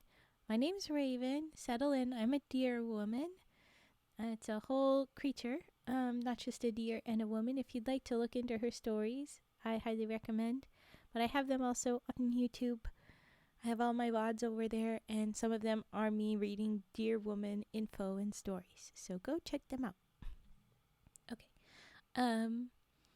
Where was... Rola Mateo, next day, demand in the hand of the princess, don't be in such a hurry. If the snake really wants to marry my daughter, he must do some more things first, and one of these is to turn all the plants and walls of my garden into pure gold before noon tomorrow. Golden plants, of course. EP, of course. Settle in. I'm sure you'll get eeps. There's a very cute little emote of the just like yawn and flop. Okay. When the snake was told of this new condition, he replied, tomorrow morning, early, you must go and collect all the odds and ends of rubbish you can find in the streets. Clean up the entire kingdom, I guess. Oh no! My EPs. Okay, I'm feeling them. Get all the rubbish, and then take them and throw them on the paths and walls of the garden, and you'll see then if we won't be more than a match for the old king. Yeah, just throw garbage into the garden. That'll do it. What? Okay. So Cola, not Coca-Cola, Cola Mateo rose at cockcrow, took a large basket under his arm, and carefully collected all the broken fragments of pots and pans and jugs and lamps and other trash of that sort. No sooner had he scattered them over the paths and walls of the king's garden than they became one blaze of glittering gold, so that everyone's eyes were dazzled with the brilliancy, and everyone's soul was filled with wonder. Ooh. Cola does taste nice. It is correct. I don't know what Cola Mateo tastes like. I joke. I truly don't know, but no one do, I'm pretty sure. Oh wait, what? No, we knew his wife's name. What's her name? Come on, child. Where's your name? Sabatella. That's her name. Oh my gosh. Okay. He collected them all. The king too was amazed at the sight, but still he couldn't make up his mind to part with his daughter. So when Cola Mateo came to remind him of his promise, he replied, I still have a third demand to make. If the snake can turn all the trees and fruit of my garden into precious stones, then I promise him my daughter in marriage. Okay. Big E beyond. Oh my gosh. When the peasant informed the snake what the king had said, he replied, tomorrow morning, early, you must go to the market and buy all the fruit you see there. And then sow all the stones and seeds in the palace garden, and if I'm not mistaken, the king will be satisfied with the result. I have to ask, what kind of fruit funds do they have to go and buy all the fruit in the market? Like, that's a lot of fruit, dude. Can he afford that? Anyway. Cola Mateo rose at dawn, and taking a basket on his arm, he went to the market and bought all the pomegranates, apricots, cherries, and other fruit he could find there, and sowed the seeds and stones in the palace garden. In one moment, It was all just $3. Hey, back then that's a lot of dollars. That's a lot of shekels, whatever monetary they use. It was different then. Okay. Ah. In one moment the trees were all ablaze with rubies, shrubberies. Yes, they paid for things in shrubberies. 3 doubloons. Yes. Okay. The trees were all ablaze with rubies, emeralds, diamonds, and every other precious stone you can think of. This time the king felt obliged to keep his promise, and calling his daughter to him, he said, "My dear Granonia," yeah, for that was the princess's name. "More as a joke than anything else, I demanded what seemed to be impossibilities from your bridegroom, but now that he has done all I required, I am bound to stick to my part of the bargain. Be a good child, and as you love me, do not force me to break my word, but give yourself up with as good grace as you can to a most unhappy fate. I'm so sorry, daughter. I did it for the bit, and now you gotta marry a snake. I'm sorry. It was just I was just memeing with this idiot. I didn't know. Now you gotta marry a snake. I'm sorry." "Do with me what you like, my lord and father, for your will is my law," answered Granonia, which is so sad. Did it for the bit. When the king heard this, he told Cola Mateo to bring the snake to the palace, and said that he was prepared to receive the creature as his son-in-law. What a time. Snakes are cute, though. They can be. We have no idea what kind of snake this is. Maybe he's an asshole. I don't know. It's just a prank, bro. The prank. Yeah. Okay. The snake arrived at court in a carriage made of gold. Yeah, they're cute, but not to marry. It's agreed. They arrived in a carriage made of gold and drawn by 6 white elephants. How did you pull that off? Okay, but wherever it appeared on the way, the people fled in terror at the sight of the fearful reptile. I mean, if I saw a snake in a carriage drawn by elephants, I wouldn't be afraid. I'd be like, am I okay? What did I just see? What's happening? What's happening? Pictures.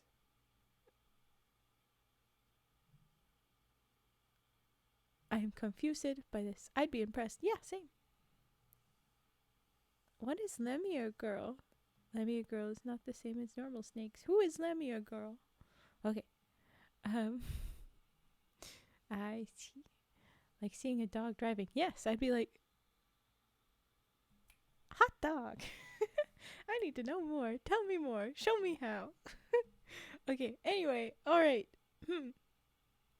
Everybody's running away. It's like half snake, half person. Yes, but is she streamer? Is she character on show? Who is? Like a mermaid. Ah, good. Okay. I'm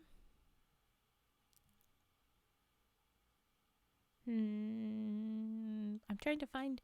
Oh, there. They ran away. When the snake reached the palace, all the courtiers shook and trembled with fear down to the very scullion, and the king and queen were in such a state of nervous collapse that they hid themselves in a far-away turret. Creature type. Oh, okay. Intriguing. Good to know. Okay.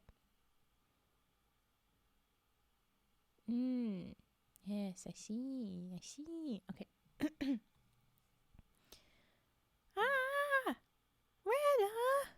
Rena la frog. We need to drop some frog emotes. We got a sub. Thank you for renewing our sub. Thank you for joining Emerald Lake. Thank you for choosing Emerald Lake. Thank you for that. Drop your money, frogs. Yeep. Look at your little hi. Hi. Money frogs. Do. Okay. Yay! You too. Yes. Yay! I love that tradition. I like it too. It's tradition. Okay. I focus. They're running away. Those people are running away. The king and queen running away. Granonia alone kept her presence of mind, and although both her father and mother implored her to fly for her life, she wouldn't move a step, saying, "I'm certainly not going to fly from the man you have chosen for my husband." Like, literally, she's not going to get away from it.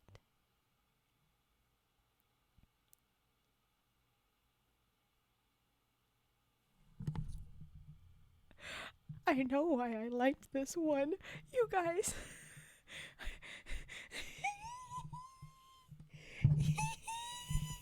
I cannot contain myself.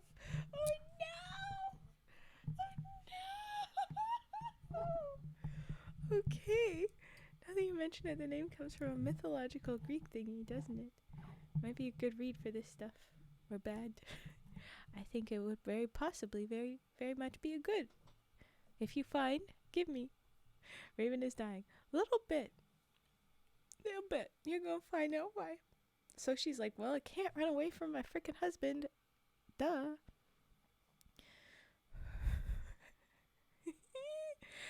As soon as the snake saw Granonia, it wound its tail around her and kissed her. Then, leading her into a room, it shut the door, and throwing off its skin, it changed into a beautiful young man with golden locks and flashing eyes, who embraced Granonia tenderly and said all sorts of pretty things to her. Do we remember this yet? I'm remembering this now. Classic mortal had an affair with Zeus and got cursed by Hera story. Ah, classic. You thought this was going to go a different way? It typically does not go this direction. Let's be fair. This is why this one was separated out. This is why it had a scribble next to it, because it was different. Okay. Oh, that's Zeus. Oh, yeah, that's what he do. But back to this this version of things. So, okay. When the king saw the snake shut itself into a room with his daughter, he said to his wife, "Heaven be merciful to our child, for I fear it is all over with her now. The cursed snake has most likely swallowed her up." One of the main reasons we have Pukey. I'm not mad at this one. He's having his time. I am due to Pukey when it's the relations, when it's you date your cousin, when you go after your niece. These old fairy tales will do that. But this one, oh yeah, in this one, you're gonna make a dirty jokes about male snakes? Well, I think this is the time, if any. Honestly, this is the time if there is any.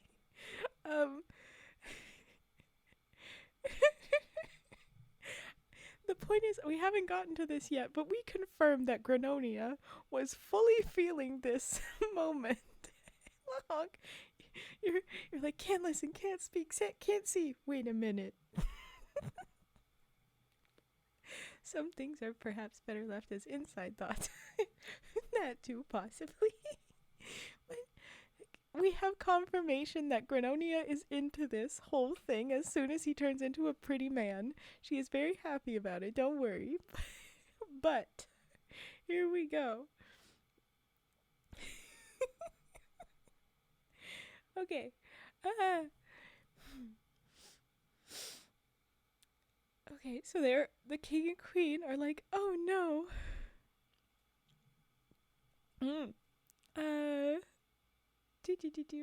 Where was I?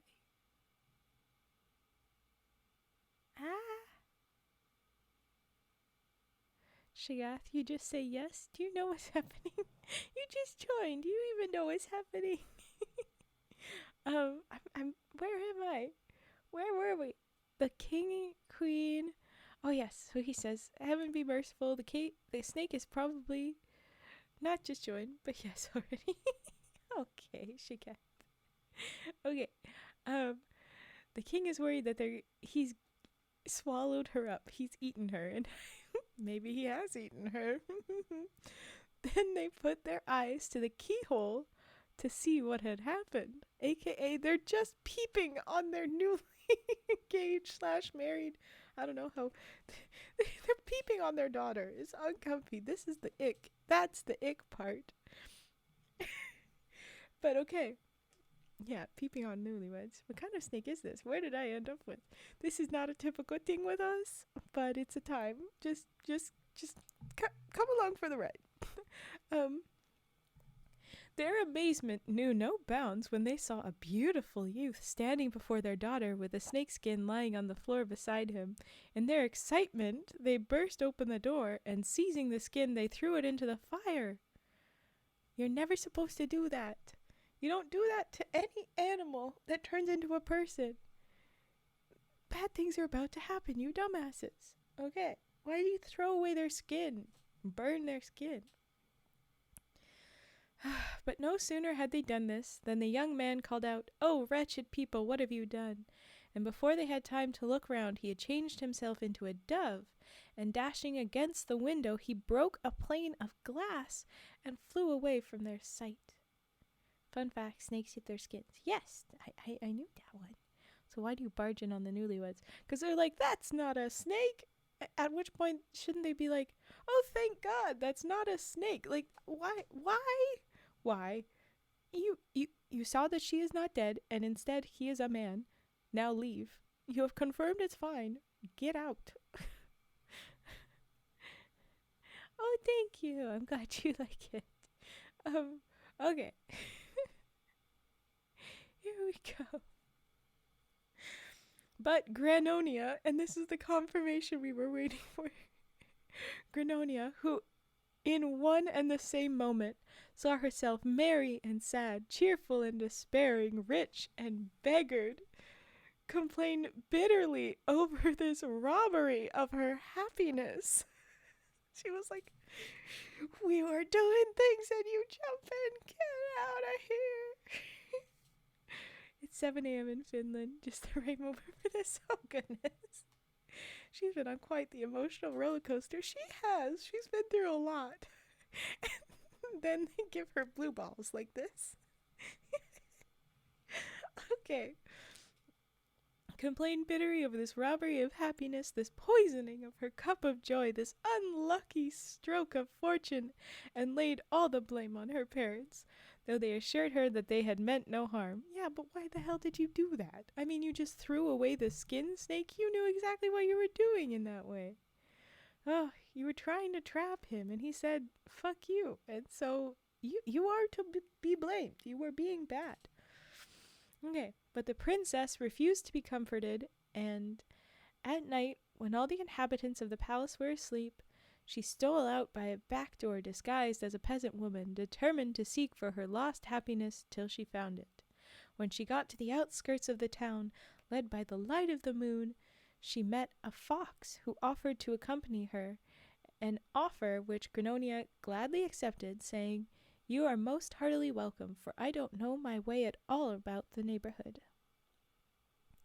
So they went on their way together, and came at last to a wood, where being tired with walking, they paused to rest under the shade of a tree, where a spring of water sported with the tender grass, refreshing it with its crystal spray. They laid themselves down on the green carpet and soon fell fast asleep, and did not waken again till the sun was high in the heavens. They rose up and stood for some time listening to the birds singing, because Granonia delighted in their songs. When the fox perceived this, he said, "If you only understood as I do what these little birds are saying, your pleasure would be even greater." Ooh, what is they saying? Provoked by his words, for we all know that curiosity is as deeply inborn in every woman as even the love of talking. I mean, not wrong with curiosity, a bit rude about the love of talking, but okay. Granonia implored the fox to tell her what the birds had said. At first the wily fox refused to tell her what he had gathered from the conversation of the birds, but at last he gave way to her entreaties, and told her that they had spoken of the misfortunes of a beautiful young prince, whom a wicked enchantress had turned into a snake for the period of 7 years. At the end of this time he had fallen in love with a charming princess, but that when he had shut himself up into a room with her and had thrown off his snake skin, he had just met her. How had he fallen anyway?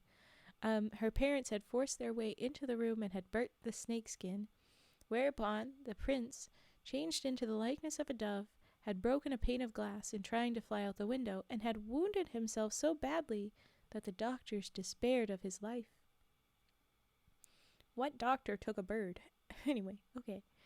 Granonia, when she learnt that they were talking of her lover, asked at once whose son he was, and if there was any hope of his recovery, to which the fox made answer that the bird said he was the son of the king of Valone Grosso, and that the only thing that would cure him was to rub the wounds on his head with the blood of the very birds who had told the tale.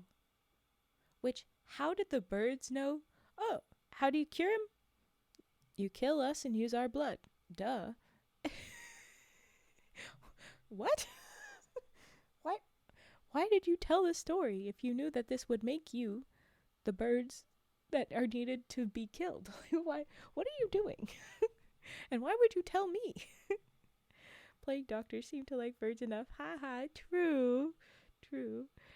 Ta-da. I mentioned a cool font on screen chat. It might just seem a little bit better. Creators actually makes a lot of work to choose a font, and some needs to be paid.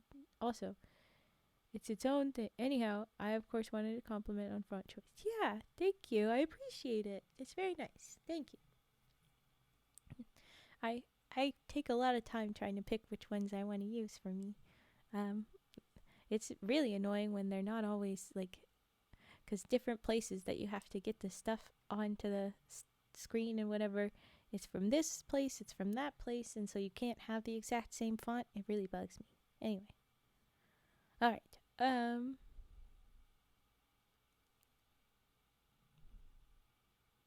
I guess because we're killing birds in this, but interesting. Yeah. it means a good deal. Okay. Back to indeed killing the birds. Here we go. Then Granonia knelt down before the fox and begged him in her sweetest way to catch the birds for her and procure their blood, promising at the same time to reward him richly. All right, said the fox, only don't be in such a hurry. Let's wait till night, when the little birds have gone to roost. Then I'll climb up and catch them all for you. So they passed the day talking now of the beauty of the prince, now of the father of the princess, and then of the misfortune that had all happened. So they talked about the prince, then the princess talked about her father. Interesting. I'm guessing the history of how he was, being a goof. And then everything else that happened. At last the night arrived, and all the little birds were asleep high up on the branches of a big tree. The fox climbed up stealthily and caught the little creatures with his paws, one after the other. More likely he would have caught them with his mouth, but okay. And when he had killed them all, he put their blood into a little bottle, which he wore at his side, and returned it to Granonia, who was beside herself with joy at the result of the fox's raid. Yeah, I guess that was a raid on them. Anyway, but the fox said, "My dear daughter, your joy is in vain, because let me tell you, this blood is of no earthly use to you unless you add some of mine to it." And with these words, he took to his heels. He's like, well, don't be excited yet. It's useless without some of my blood. Bye. Yeet. Like, what? And he's just gone. Granonia, who saw her hopes dashed to the ground in this cruel way, had recourse to flattery and cunning, weapons which have often stood the sex in good stead, and called out for the fox, "Father Fox, you would be quite right to save your skin, if in the first place I didn't feel I owed so much to you, and if in the second there weren't other foxes in the world. But as you know how grateful I feel to you, and as there are heaps of other foxes about, you can trust yourself to me. Don't behave like the cow that kicks the pail over after it has filled it with milk, but continue your journey with me, and when we get to the capital, you can sell me to the king as a servant girl." You're just gonna... What? Okay, wow, alright. It never entered the fox's head that even foxes can be outwitted. Go girl, out with the fox. So after a bit he consented to go with her, but he hadn't gone far before the cunning girl seized a stick and gave him such a blow with it on the head that he dropped down dead on the spot. Could none of this have gone about without just like, okay, I'm just going to take a little vial of your blood. Do we always have to murder? Find the loopholes. That's what I'm just saying. But okay, I guess he's dead too. Then Granonia took some of his blood and poured it into her little bottle and went on her way as fast as she could to Vallon Grosso. When she arrived, there she went straight to the royal palace and let the king be told she had come to cure the young prince. You followed for a bit, always busy when I'm live. Anyway, I have no idea how I found this place. There aren't too many viewers, so it's not something Twitch would recommend. Well, I'm very happy to have you, and I wish I was enough to get recommended. But anyway, maybe a raid, maybe ages back somebody gave you a gift sub. Who knows? Happy to be here. Yay! Well, thank you. Yay! I'm glad. Hiya, Don. Look at that. You're here. I knew something like that would happen. Hi. Could be. Anyhow, life threw me here, there, and here I am. Yeah, here you are. Okay, where was we? Oh yes, she's come to cure the young prince. We're nearly at the end. And night. Yeah. Are you headed out? The king commanded her to be brought before him at once, and was much astonished when he saw that it was a girl who undertook to do what all the cleverest doctors of his kingdom had failed in, because women are badasses too, dude. As an attempt hurts no one, he willingly consented that she should do what she could. Aw, go eep. What are you doing still awake then? Go eep. Isn't it... What was math before? Don't make me remember math. I know you're way many hours ahead of us. What are you doing? Why have you not slept? Go sleep. Go bed. Probably a raid. I'm now listening to ASMR or just yapping, for example. I love it now. Been listening 2 months while playing Elder Scrolls Online. Bit new to the scene, so it must have been a raid. Probably was. But very happy to have you. Why you cry, Adon? You should go sleep. Take care of yourself. Welcome, but go take care of yourself. I don't want you in pain. Go tuck in. Go be that little kitten in the bed. Yeah, okay. Okay, good. Take care. Sweet dreams. Good night. Alright, what the heck? Where was I? Oh yes, the king said, go ahead. All I ask, said Granonia, is that should I succeed in what you desire, you will give me your son in marriage. So this is cute. He earned her stuff through, he made, magic, whatever. He didn't actually do any of the work, but he told the dude how to do the stuff. And now she's gonna earn his marriage, back with his, this is cute. Okay. The king, who had given up all hopes of his son's recovery, replied, only restore him to life and health, and he shall be yours. It is only fair to give her a husband who gives me a son. And so they went into the prince's room. The moment Granonia had rubbed the blood on his wounds, the illness left him, and he was as sound and well as ever. When the king saw his son thus marvelously restored to life and health, he turned to him and said, my dear son, I thought of you as dead, and now, to my great joy and amazement, you are alive again. I promised this young woman that if she should cure you, to bestow your hand and heart on her, and seeing that heaven has been gracious, you must fulfill the promise I made her, for gratitude alone forces me to pay this debt. I guess he's not a dove right now. I guess he's like a person, I have to assume.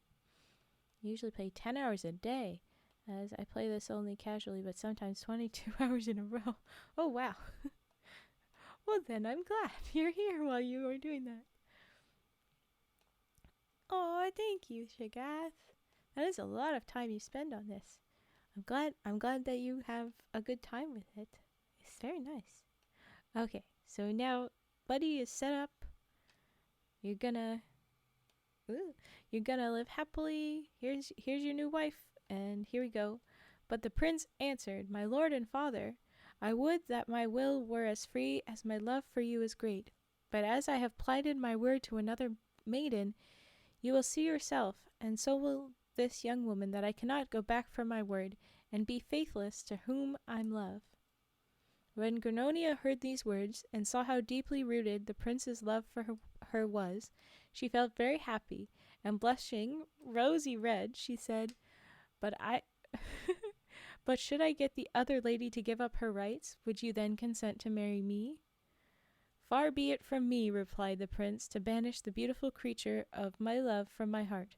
Whatever she may say, my heart and desire will remain the same, and though I were to lose my life for it, I couldn't consent to this exchange." "Sir, you're looking at her right now. What are you doing?"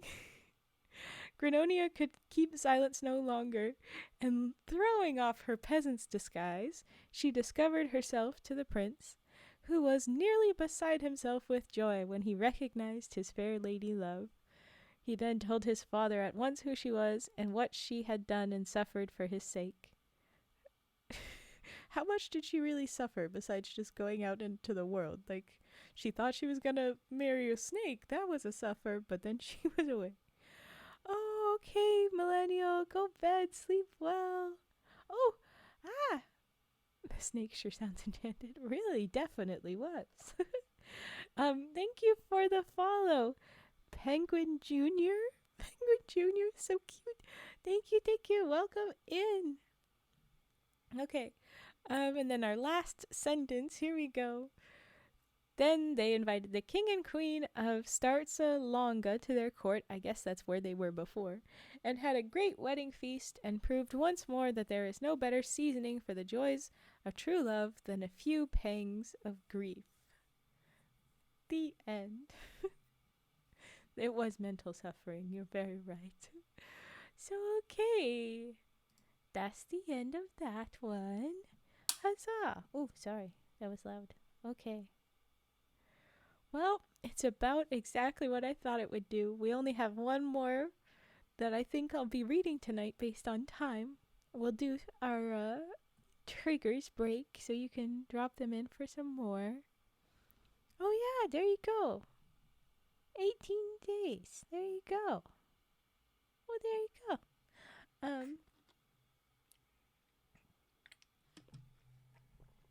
There's some waters.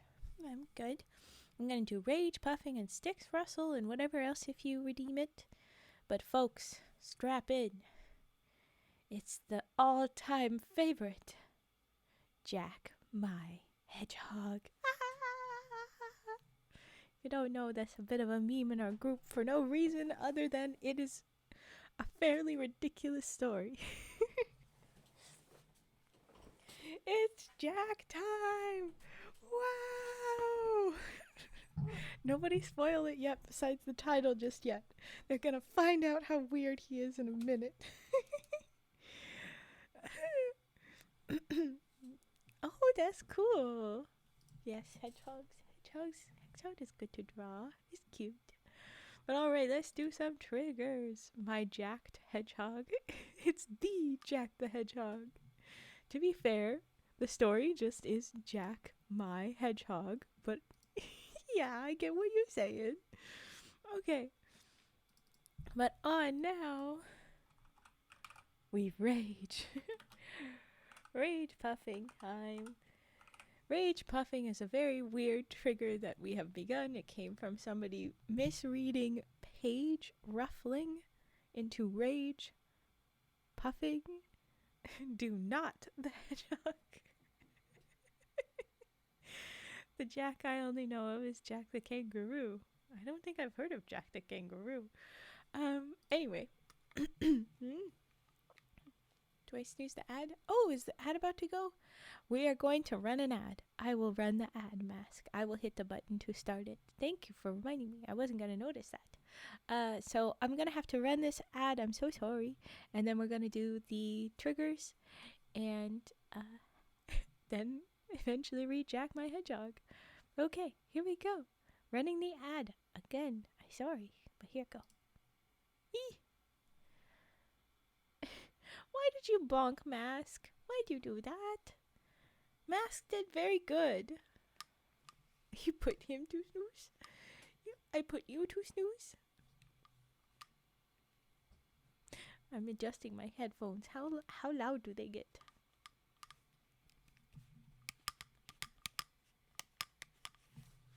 I guess pretty loud. I'm sorry, ad doesn't show. I tried to allow ad for certain users like I would allow now, but it's either no ads at all or ads all over. So, oh, you're fine. I hit a button. It's just like the system. I don't really know how much will come to me. I'm not in charge of it. I snoozed with your mom last night. Oh, La Honk, you got burned. What you gonna say to that? You're gonna say that you redeem a singing frog. Okay. Okay. And you slap. There you go. That's it. You slap. Okay, we're back from the ad. La Honk was being very silly.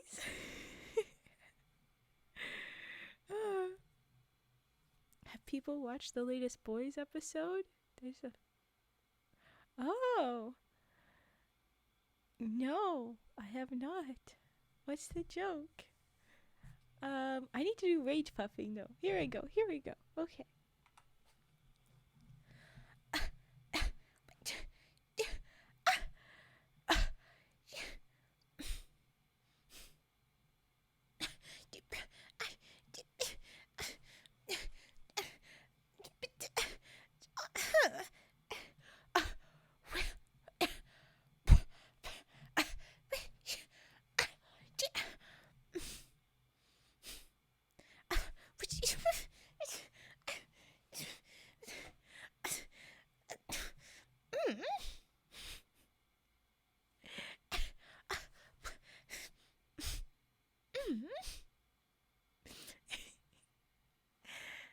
Okay. I'll say that was our little... Oh, look at the little frog. I know you can't see it on the stream. It's not fair. It says froggy. Frog happy. I mean, but like, it's a cute little guy. Guys, I think the frog is happy. You know what? I think so. But okay, no more rage. I typed the joke, but it's mod reviewed, as it has pretty cruel words. Yeah, that sounds like it fits the boys, right? I've heard it's a very gory, aggressive show. So its jokes might just be. But okay, we're gonna do Sticks Rustle and then Singin' Frog. If you've got another redeem, drop it in. We'll get to it. To put it mildly. There I go. I called it. Okay, Sticks Rustle. Sticks. We'll do that. And then we'll do Singin' Frog. If there's any other redeems, drop those in. Here we go.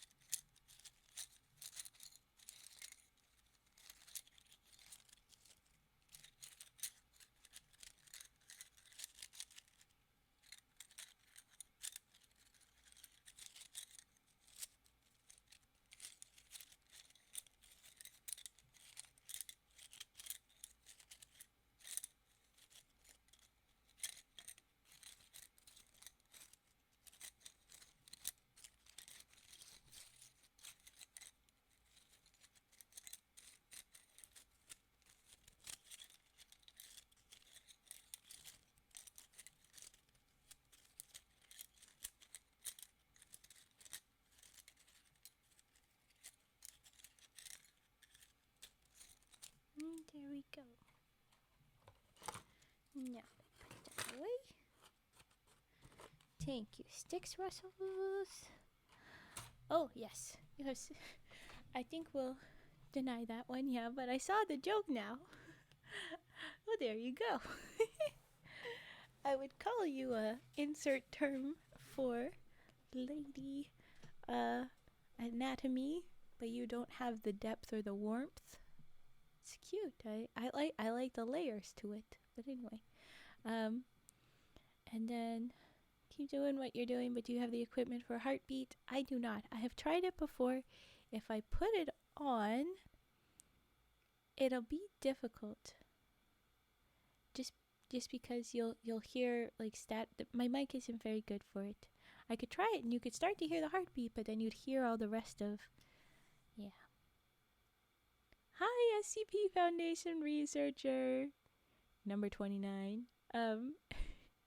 Yes, I have 4 on my antlers and 1 on the rock. Would you like to meet them? They have names. They're all radioactive frogs, aka frogs. Frogs. Do think that's a denial, but I get you meant no harm overall. I think that's a cute way to tell me the joke, but not anybody else. Me and the mods got to know the joke. Raven is not a dear girl. No. Radioactive? Yes. And if you would like to hear the story, I will be telling you the stories soon. But not yet. I'm reading my favorite past fairy tales. We're in the middle of it. I can't interrupt it. But if you want to know their names, here we go. So on the big rock over there, that's Kiru, which means frog in Japanese. On this end, the one frog that's alone on that antler, that's Gamakichi. On my head is Gizmo. Hi, Gizmo. And on this side is Bert and Ernie. They sit together over on that side. And there you go. That's the frogs. Hi, Josh Red. 74. That's pretty good. For me, jokes are something no one else understands. Like I read tech news, latest news, and laugh. And I watch comedy and not laugh. But is it an ear mic? I think one streamer used to use stethoscope on theirs and use that for heartbeat. Ooh. No, it's not an ear mic. Sorry. Where is your name again? It's a Samson CO1U Pro. So it's a nice one. It's a hand-me-down from Vi. But then Vi got one of those fancy ones that's with the ears. I don't know what it is a reference to. Someone else named him. But a stethoscope, that would be a good... I could add a stethoscope on my throne, and then we could have a heartbeat. That would be great. That's a freaking great workaround. Thank you, Rabbit. Fortunately, those frogs shall be placed in containment for research. Yeah, you and LaHonk can try and get my frogs. You'll never get them. I say with a smile, but I mean scary. Okay. Thank you for the follow. Trollium? Thank you. Welcome. Are you new to ASMR scene? I mean, just 18 viewers. It's a cool amount, but still, are you new? I started in February, so kind of, yeah, fairly new. We got to 100 streams just, that was my last, 2 streams ago now. But, yeah. Get MTF at long. Get MTF. Good luck, sir.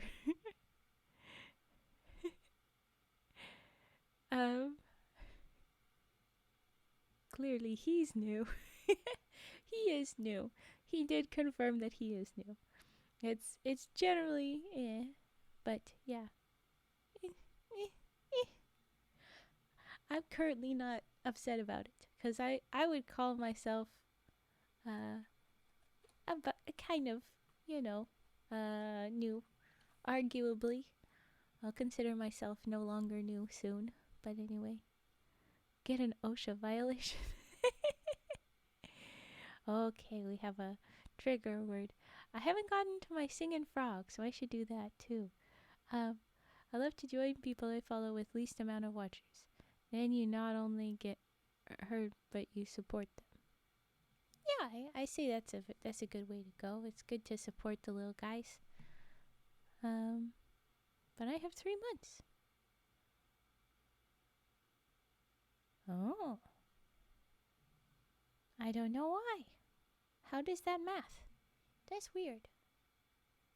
Huh. Anyway, support small streamers, support small business, support small. Support small. Yeah, you are soon veteran. We need to calculate exact days and minutes. The math isn't mathing. Yeah. Okay. Trigger word. 33 thirsty, thundering thoroughbreds thumped Mr. Thurber on Thursday. What? Support small. I'm in the right stream. Hi, Tone Player. Welcome in. Okay, singing frog time. That's what time it is. Okay, and then if we finish that up without any other redeems, I'll move on to the next story. But I'm in no rush. Hi, Nuria Kia. Support small business, and the big ones get uprooted. Huge W. Huge W. Yes. Okay. What am I? Yes. Sing. Ing. Frogs. Ah! Grogs. Singing grogs. No, frogs.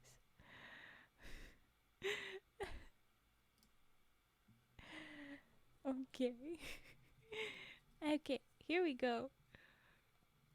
Ow, open up, you little dude. Here we go.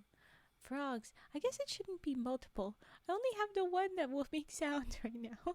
There we go. What am I doing? Okay. You want a singing frog? Yeah, I don't have a singing frog. They are all quite quiet. But they're here on my head. They're here. Okay, but focus, Raven. Okay.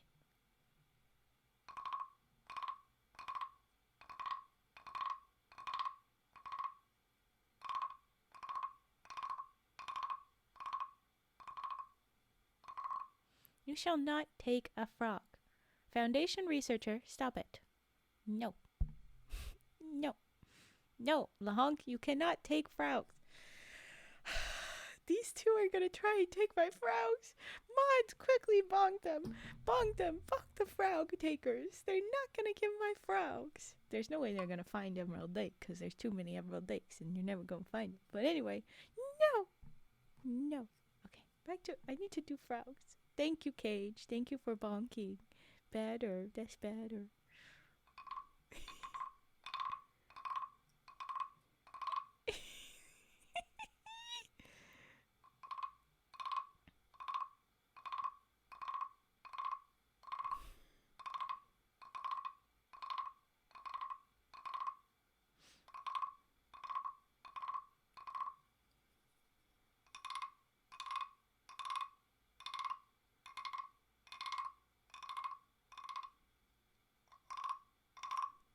That was a devastating typo. It was.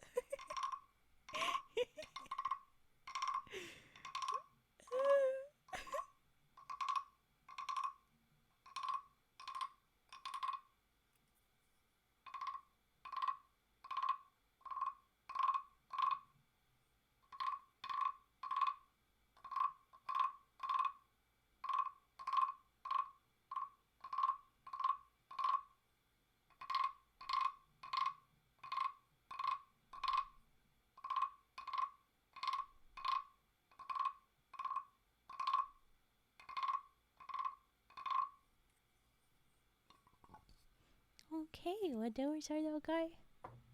Perfectly content now. Where was Brain? Hey Brain, where'd you go?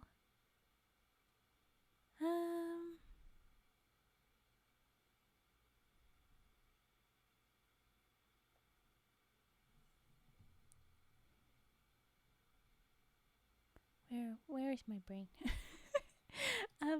I am doing Jack my Hedgehog.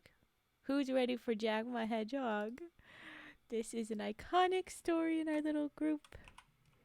Yeah, I have shared this story to other people's because it's a heck of a time. Not what? You saw your brain there on the street. Do you still need it? Thanks. Sometimes I operate on bread instead of brain. This is also truth that we all know.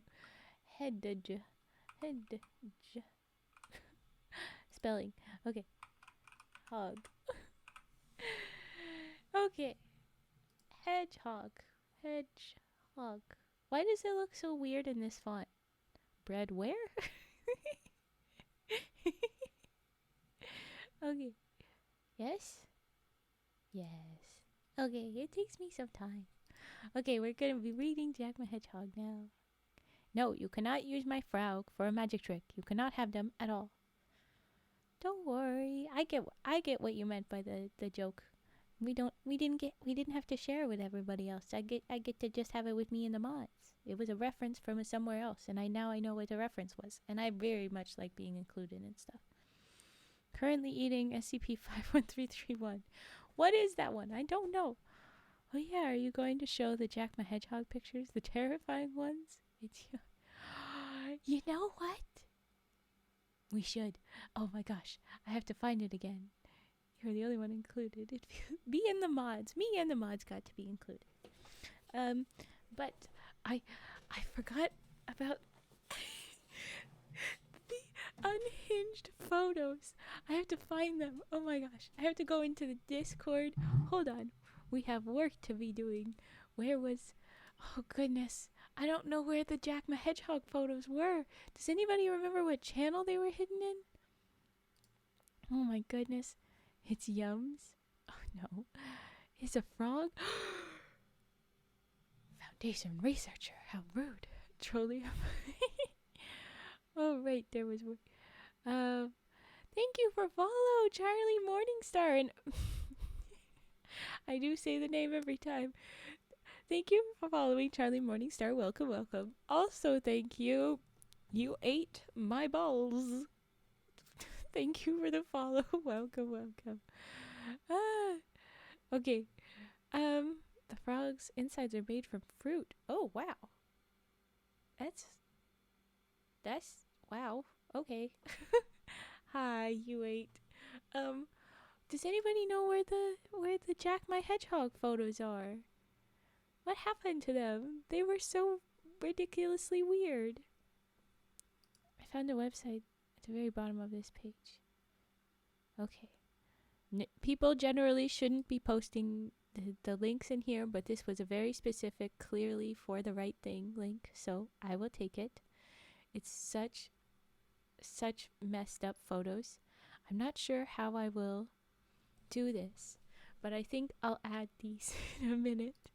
I'll show them off in a bit. Okay, we'll read the story first and then I'll show them off too if you haven't seen them. I could have sworn that we had put that in there. Yeah. Shocked that link worked. Saw it. I need anesthetics. Antisthetics? Aesthetics?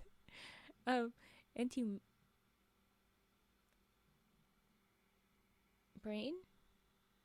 Nope, I can't brain better than you can right now. I'm gonna put this away then, and then we're gonna read Jack my Hedgehog. Here we go. I'm focusing. I'm trying at least. Okay.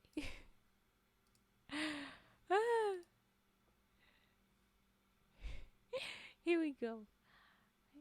I have told one ASMR person being queen of Yappy, but I love obsidian queen. Well, thank you. Here we go. Jack my Hedgehog. There was once a farmer who lived in great comfort. He had both lands and money. But though he was so well off, one thing was wanting to complete his happiness. He had no children.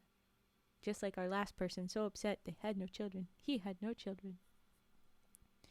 Many and many a time he met other farmers at the nearest market town. They would tease him, asking how it came about that he was childless. At length he grew so angry that he exclaimed, "I must and will have a child of some sort or kind, even should it only be a hedgehog." There you go. Amnestics. Yeah, that's it. Okay.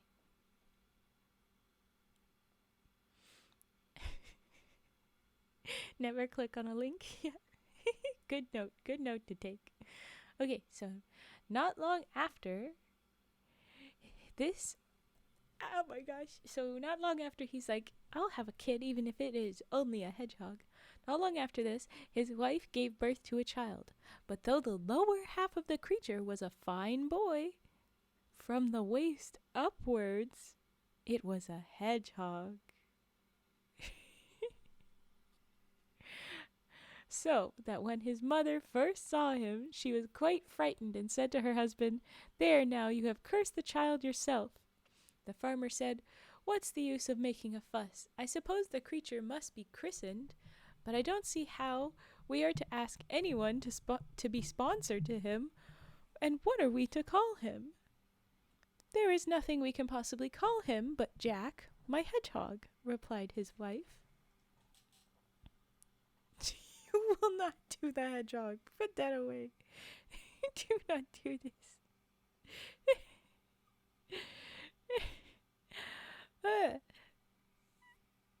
Okay, I need to...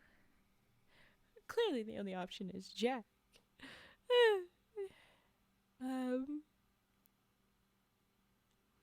So they took him to be christened. Snip. Oh my gosh, you guys.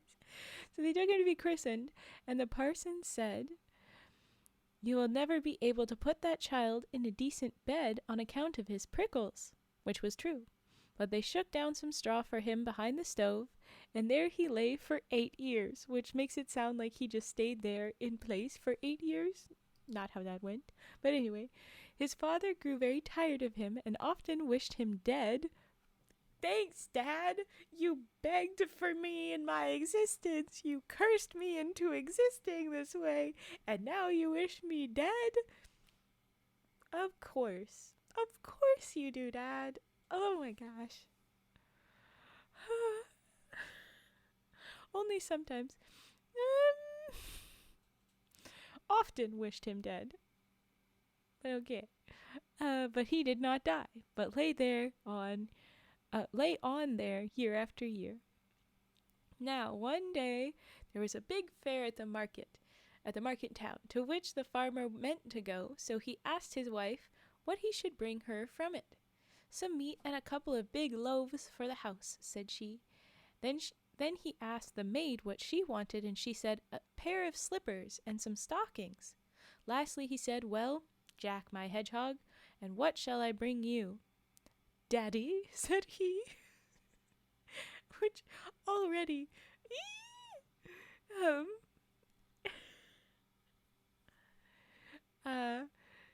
Daddy, do bring me a bagpipe. When the farmer came home, he gave his wife and the maid the things they had asked for, and then he went behind the stove and gave Jack my Hedgehog the bagpipes. So now this half-person, half-hedgehog, cursed into reality and cursed sometimes by his father, he's wishing him dead, has bagpipes, of all things. When Jack had got his bagpipes, he said, I hate the sentence, Jack my Hedgehog, very much. Jack, it's his name. Okay, Mask, to make it better for you, read it how I read it. Capital J, Jack, lowercase m for my, and then H capitalized again. Jack, who is my hedgehog. There you go.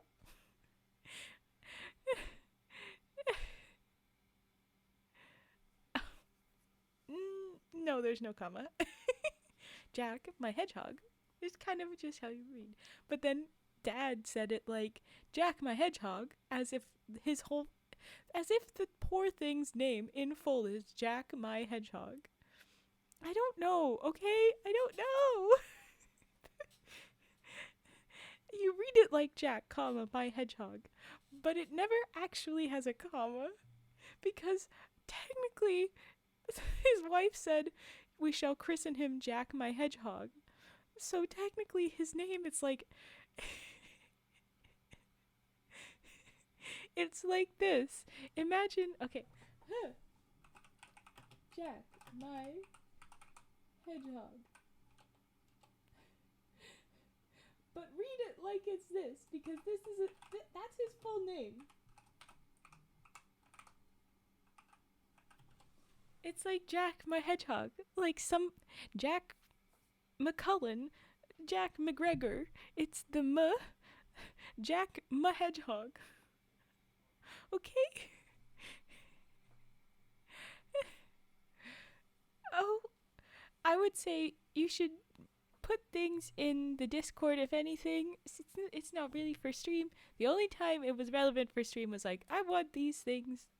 That's why I said it was okay that time. But generally, you should check before link, or just drop that kind of a thing in the Discord in the right places. Yeah, there's the Discord link. There you go. Yeah, so Jack my Hedgehog. There you go. Jack my lady. Jack my Hedgehog. It's great. Okay. But just wait for this to get more unhinged, guys. We're not there yet. We're still at the start. But now he has bagpipes. He says, "Daddy, give me bagpipes," and he did. Okay. Okay. When Jack had got his bagpipes, he said, "Daddy, do go to the smithy and have the house cock shod for me. Shod the cock, will you?" Okay. "Then I'll ride off and trouble you no more." He's going to ride off. What would he ride? He's going to ride the cock.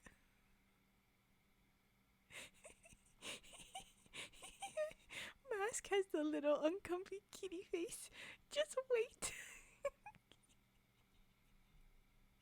Okay.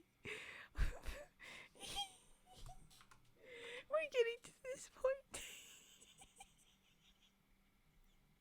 There's a reason we love it, Mask.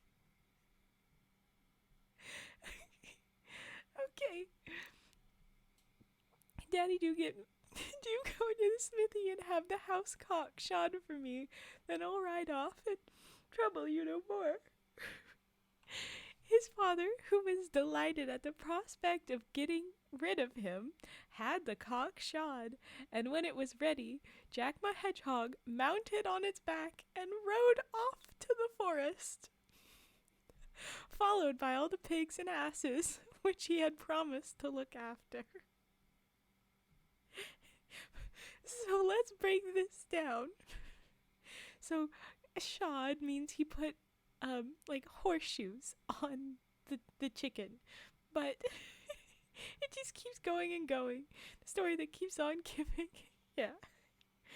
So he said put horseshoes on the chicken, but he didn't say that. He said, "Daddy, do go to the smithy and have the house cock shod for me, and then I'll ride off and trouble you no more." But then he does ride away on the cock, the newly shod cock, and is followed by all the pigs, the hogs, and all the asses, donkeys, the asses, which he promised to look after. So it's just Jack my Hedgehog on the cock, followed by all the hogs and asses.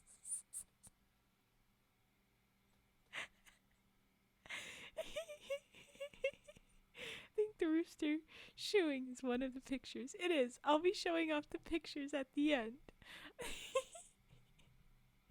Fell asleep at my desk pretty hard, so I'm going to listen from bed pretty soon, I think. Of no better time story. Are you sure? This is not one to easily fall asleep to. This is one to laugh to. But okay. This story is amazing. Please enjoy your sleep cage. Yes, both accurate. Please enjoy your sleep cage. Okay. So here he goes. Followed by the pigs and asses. Having reached the forest, he made the cock fly up to the top of a very tall tree with him. Cocks don't fly. How would he ride the cock up the tree anyway? But okay, that's what it says he did. And there he sat looking after his pigs and donkeys, and he sat on and on for several years. Yes, years, till he had quite a big herd. But all this time his father knew nothing about him, which is fair enough because his father sometimes wanted him dead, often wanted him dead, so fair enough to leave. As he sat up in his tree, he played away on his pipes and drew the loveliest music from them.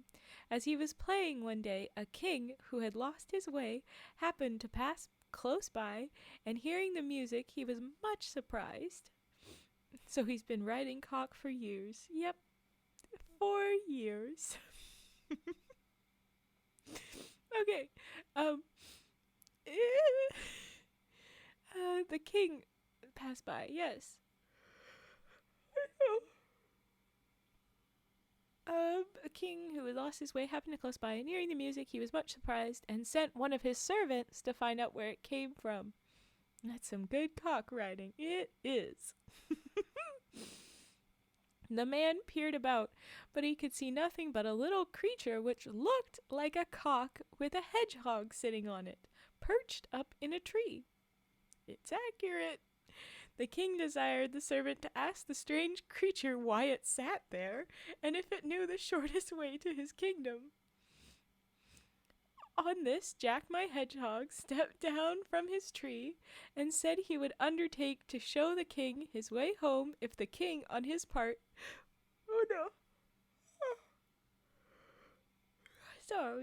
on his part, would give him some written promise to let him have whatever first met him on his return.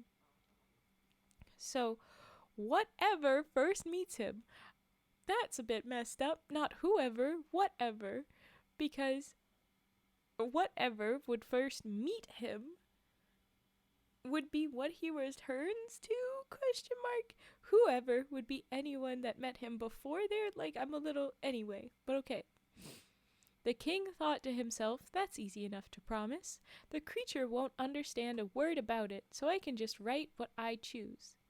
That's not accurate. If the creature just gave you that ultimatum, I think it's gonna remember things just fine. Okay. So he took pen and ink and wrote something. And when he had done, Jack my Hedgehog pointed out the way the king got safely home. Now, when the king's daughter saw her father returning in the distance, she was so delighted that she ran to meet him and threw herself into his arms.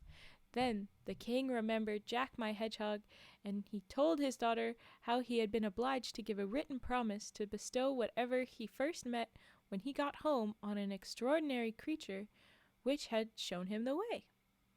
The creature said he rode on a cock as though it had been a horse, and it made lovely music, but as it certainly could not read, he had just written that he would not give it anything at all. At this the princess was quite pleased, and said how cleverly her father had managed, for that of course nothing would induce her to have gone off with Jack my Hedgehog. Let's be real, logic is not anyone's strong suit here. No, never is with these stories. Okay, they think that they've outwitted him. They've used some logic. It seems to kind of follow, but it's not great. Now that we know he did write something that he wrote that he would not give anything at all, and Jack still let him go, that does say that they were right. If there would have been a problem, it would have been when Jack read it right there, but he didn't, so yeah. Meantime, Jack minded his asses and pigs, sat aloft in his tree, played his bagpipes, and was always merry and cheery. After a time, it so happened that another king, having lost his way, passed by with his servants and escort, wondering how he could find his way home, for the forest was very vast. He too heard the music, and told one of his men to find out whence it came. The man came under the tree, and looking up to the top, there he saw Jack my Hedgehog astride on the cock. Every time they write it this way. The servant asked Jack what he was doing up there. I'm minding my pigs and donkeys. But what do you want? Was the reply. Then the servant told him they had lost their way and wanted someone to show it them. Down came Jack my Hedgehog with his cock, and told the king he would show him the right way if he would solemnly promise to give him the first thing he met in front of his royal castle. The king said yes, and gave Jack a written promise to that effect. Then Jack rode on in front, pointing out the way, and the king reached his own country safely. So I think this time the king actually wrote the proper promise. He didn't try and avoid it. So that's interesting. Now he had an only daughter who was extremely beautiful, and who, delighted at her father's return, ran to meet him, threw her arms around his neck, and kissed him heartily. Then she asked where he had been wandering so long, and he told her how he had lost his way and might never have reached home at all, but for a strange creature, half man, half hedgehog. So I guess he's grown up into a man, is no longer a little boy. He was 8 years old when he left, but then he was sat alone in a tree for multiple years, so he's at least a teenager. Anyway, which rode a cock and sat up in a tree making lovely music, and which had shown him the right way. He also told her he had been obliged to pledge his word to give the creature the first thing which met him outside his castle gate, and he felt very sad at the thought that she had been the first thing to greet him. But the princess confronted him. Oh no, she comforted him. Never mind. Oops. She comforted him and said she should be quite willing to go with Jack my Hedgehog whenever he came to fetch her, because of the great love she bore to her dear old father. That's sweet, but a bit messed up. You have no idea what kind of crazy you're about to step into, lady. You have no idea. Okay, here we go. Jack my Hedgehog continued to herd his pigs, and they increased in number till there were so many that the forest seemed full of them. So he made up his mind to live there no longer, and sent a message to his father telling him to have all the stables and outhouses in the village cleared, as he was going to bring such an enormous herd that all who might kill what they chose. There you go. His father was much vexed at this news, for he thought Jack had died long ago. You should have been happy, you asshole dad. But anyway, Jack my Hedgehog mounted his cock, as usual, of course, and driving his pigs before him into the village, he let every one kill as many as they chose, and such a hacking and hewing of pork went on as you might have heard for miles off. Okay, what? All right. Then said Jack, Daddy, you're a full-grown man as far as we're aware. The last guy called you a man. Please don't call him Daddy anymore. Daddy, let the blacksmith shoe my cock once more. Oh, now we're going to say it's shoeing? Okay. Then I'll ride off, and I'll promise I'll never come back again as long as I live. So the father had the cock shod and rejoiced at the idea of getting rid of his son. You asked for this, you asshole dad. You asked for this. He did not ask for this. No, not. We're going to deny that one and say shoeing, as in put shoes upon. Shoes on it, okay? Okay. Mike Hawk is going to enter the story. They've already got a cock to deal with. Bruce Wayne. Hello. Hello, welcome in. This is an unhinged story, and I wish you luck with this. Oh, we were going to deny that one, yes. Yeah, you did, and you're gonna hear more of it. It's not my choice. It's how this story is written, and we're gonna have fun. Oh, that one. That was just a comment that I read, yeah. Yes. But here we go to Jack my Hedgehog. Here we go. Dad's ready to get rid of his son again. That's where we were at. Jack my Hedgehog, and he rides a cock, so yes. Okay. Then Jack my Hedgehog set off for the first kingdom, and there the king had given strict orders that if anyone should be seen riding a cock and carrying a bagpipe, he was to be chased away and shot at, and on no account be allowed to enter the palace. I gotta wonder, was there anyone that was a full man, or anyone that was half man, half weasel that was riding a cock playing a bagpipe? Because we could, there's a more pressing specific aspect to this human, and that's the half hedgehog pit that you probably should have had at the front of that description instead of just riding a cock and playing a bagpipe. It could have been someone else, but okay. They knew exactly what they were doing with this one. It was a heck of a time. Okay. Oh boy. Oh boy, yes. All right. All right. So, so when Jack my Hedgehog rode up, the guards charged him with their bayonets, but he put spurs to his cock, flew up over the gate right into the king's windows, let himself down on the sill, and called out that if he was not given what had been promised him, both the king and his daughters should pay for it with their lives. Then the king coaxed and entreated his daughter to go with Jack and to save both their lives. The princess dressed herself in all white, and her father gave her a coach with 6 horses and servants in gorgeous liveries and quantities of monies. She stepped into the coach, and Jack my Hedgehog, with his cock and pipes, took his place beside her. They both took leave, and the king fully expected never to set eyes on them again. But matters turned out very differently from what he had expected, for when they had gotten a certain distance from the town, Jack tore all the princess's smart clothes off her and prickled her all over with his bristles, saying, "That's what you get for treachery. Now go back. I'll have no more to say to you." And with that he hunted her home, and she felt she had been disgraced and put to shame till her life's end. So let's say that in modern words. Let's go about that again. He stripped her naked, and then rolled his upper half of his body, which was covered in all the prickles because he's a hedgehog, rolled his back, all his prickles all over her, saying, "This is what you get for treachery. Now go back. I'll have no more to say with you." And so then he chased her home. He hunted her home.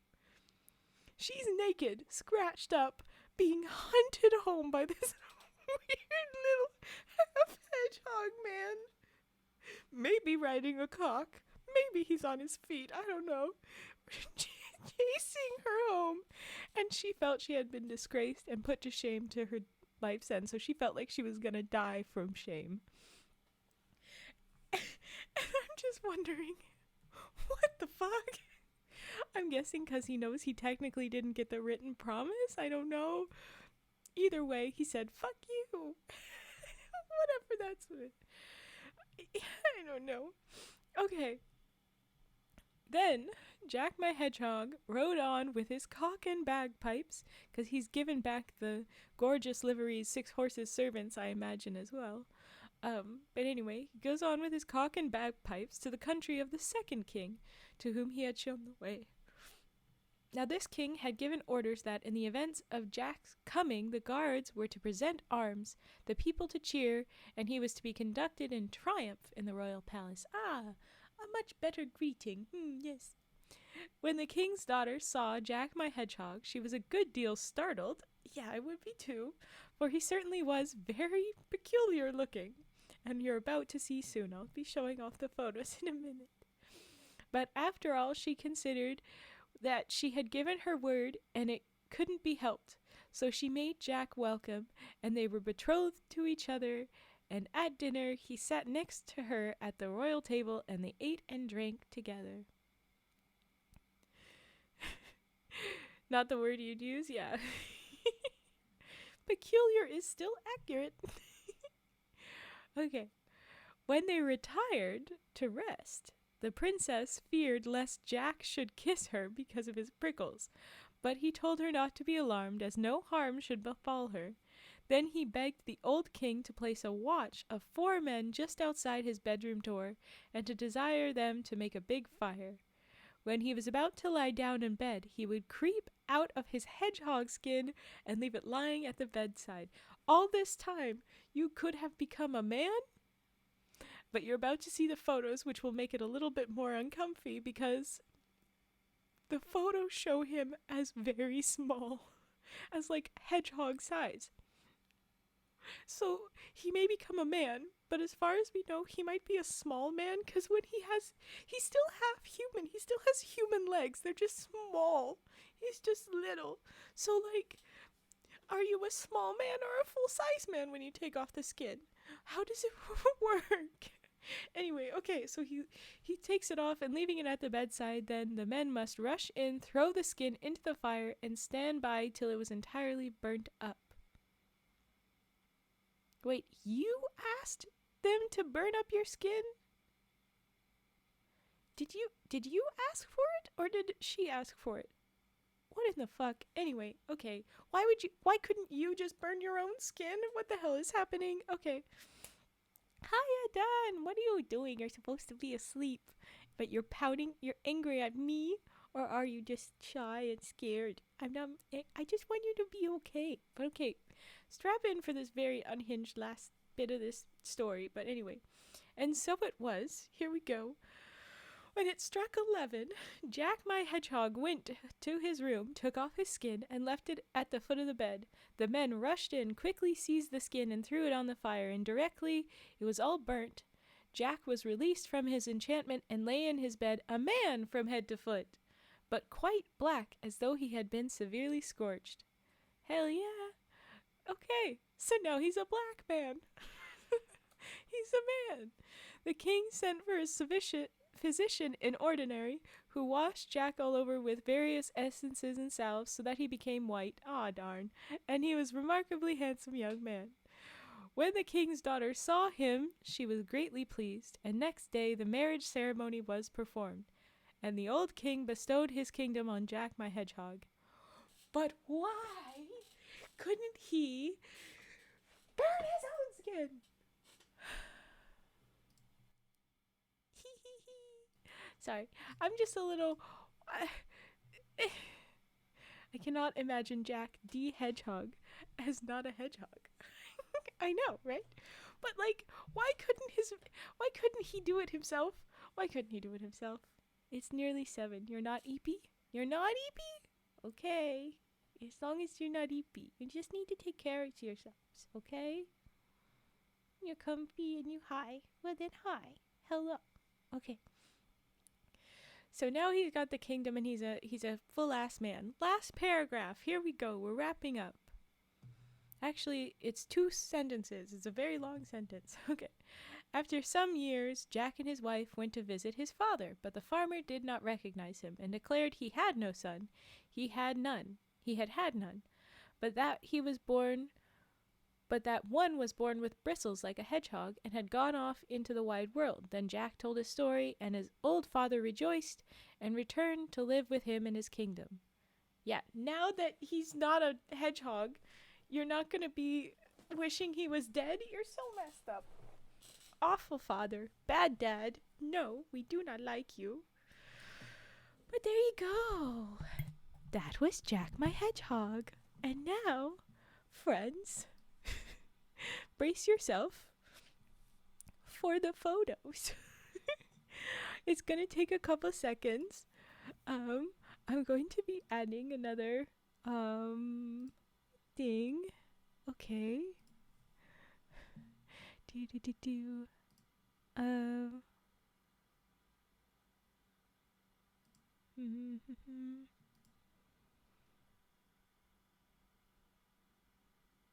No, not this one.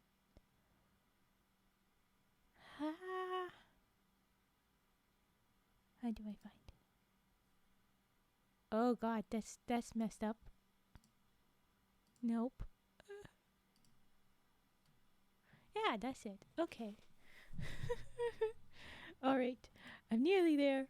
We're getting there. Don't worry. Okay.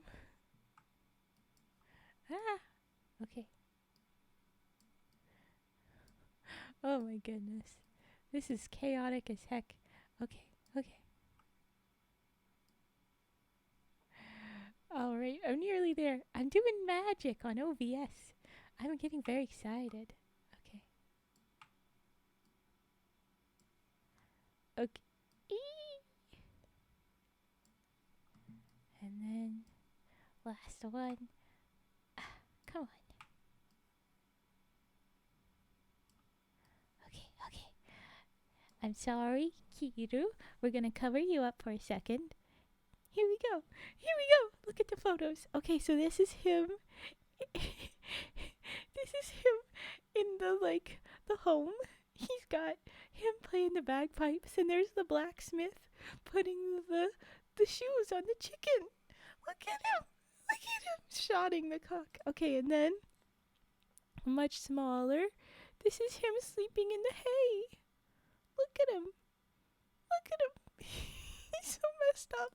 And finally, here's him with the princess. He's so much more of a gremlin. Look at him there. Look at him. Hold on. Hold on. I'm going to make him real big. He's going to take up all the screen.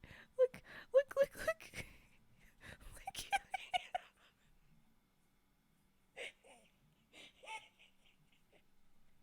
Look at him. He's so messed up.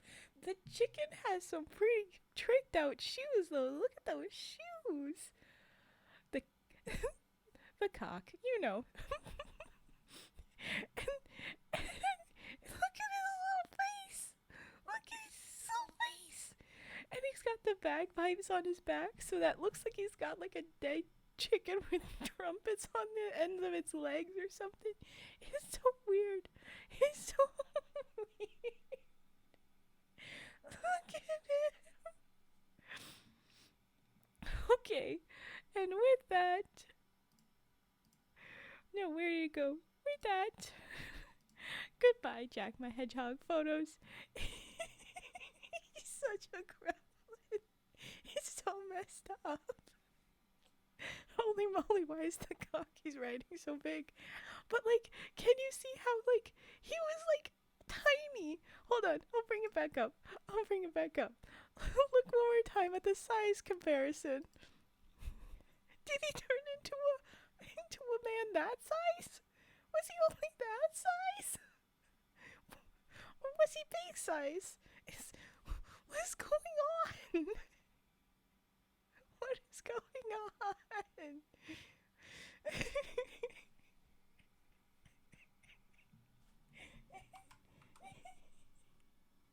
I cry. My cheeks hurt. Okay. Well, folks, that was Jack my Hedgehog, and indeed the last of tonight's favorite fairy tales. We'll be doing more again tomorrow, but I'll probably wrap them all up at the end of tomorrow. So what I'll do is I'll do this tomorrow, and then I'll do another origami as well. But, I mean, jeez, right? Anyway, I hope we've all had a good time. What do we think of Jack my Hedgehog? You joined at the end, yeah. We have someone we can rate? Okay, good. This is why that one is such a classic. It is a classic. What's funny on a small man, big cock? What's funny is he's also part hedgehog. And his father begged for him and then wanted him dead when he saw what he begged for. What's funny? that he's called Jack My Hedgehog. That's his government name. Jack My Hedgehog. Then he flew the cock up into a tree and then he like attacked a woman when she was like, I don't want to marry a hedgehog. He like ripped clothes off of her and just rubbed his back on her with his bristles. Imagine it, that little man. Take my scratchies. What? They knew what they were doing. They knew what they were doing. He was a mess. I am. I can do this. Okay. Guys, don't fly your cock into a tree, please. Yes, please. No, I need to breathe. We need to raid. Okay.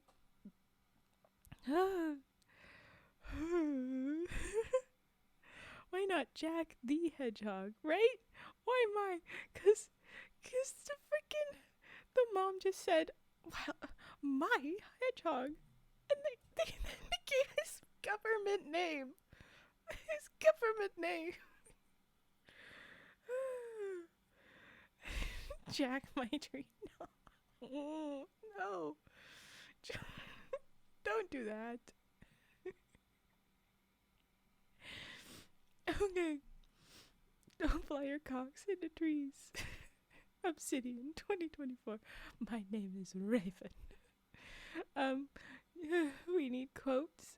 We need quotes. Alright, I am so sorry. This is the English translation of the German story, Hans my Hedgehog. Rabbit. No. Oh my goodness. Perfect translation. Thank you very much. But with that, we gotta win translator. That translator had a time. They knew what they were doing. Oh my gosh, but we are going to raid into Nyaban. Let's go and do that. It's time to wrap this whole thing up. Thank you very much for watching. Thank you anybody that's new for joining. The raid messages always pops up so fast. I'm trying to copy you. Stop moving. Stay still. There we go.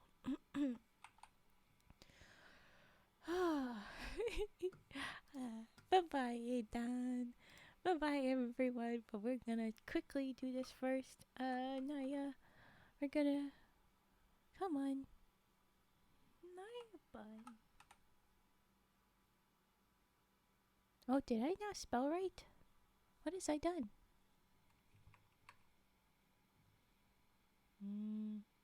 Okay, things. I know that you're being funny. Nayuban? Is that why? Yes, it is bread. I operate on bread. I'm sorry. Okay, Nayuban. I'm sorry. Here we go. We're gonna start reading into Nayuban. Thank you very much for being here. Thank you for the new follows. Everybody that's joined, I appreciate very much. Hopefully I'll see you again another time. Tomorrow maybe. Or another day. We're gonna drop on in. Alright.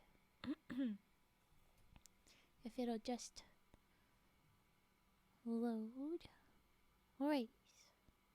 Okay. Well, thank you. Have a good night. Sleep well. Take care. I'm glad you had fun. Alright, yes, there's the messages again. With the emotes if you have them, with the hearts if you don't. Okay. 3, 2, 1. We go. I clicked. It's going. Okay. We go.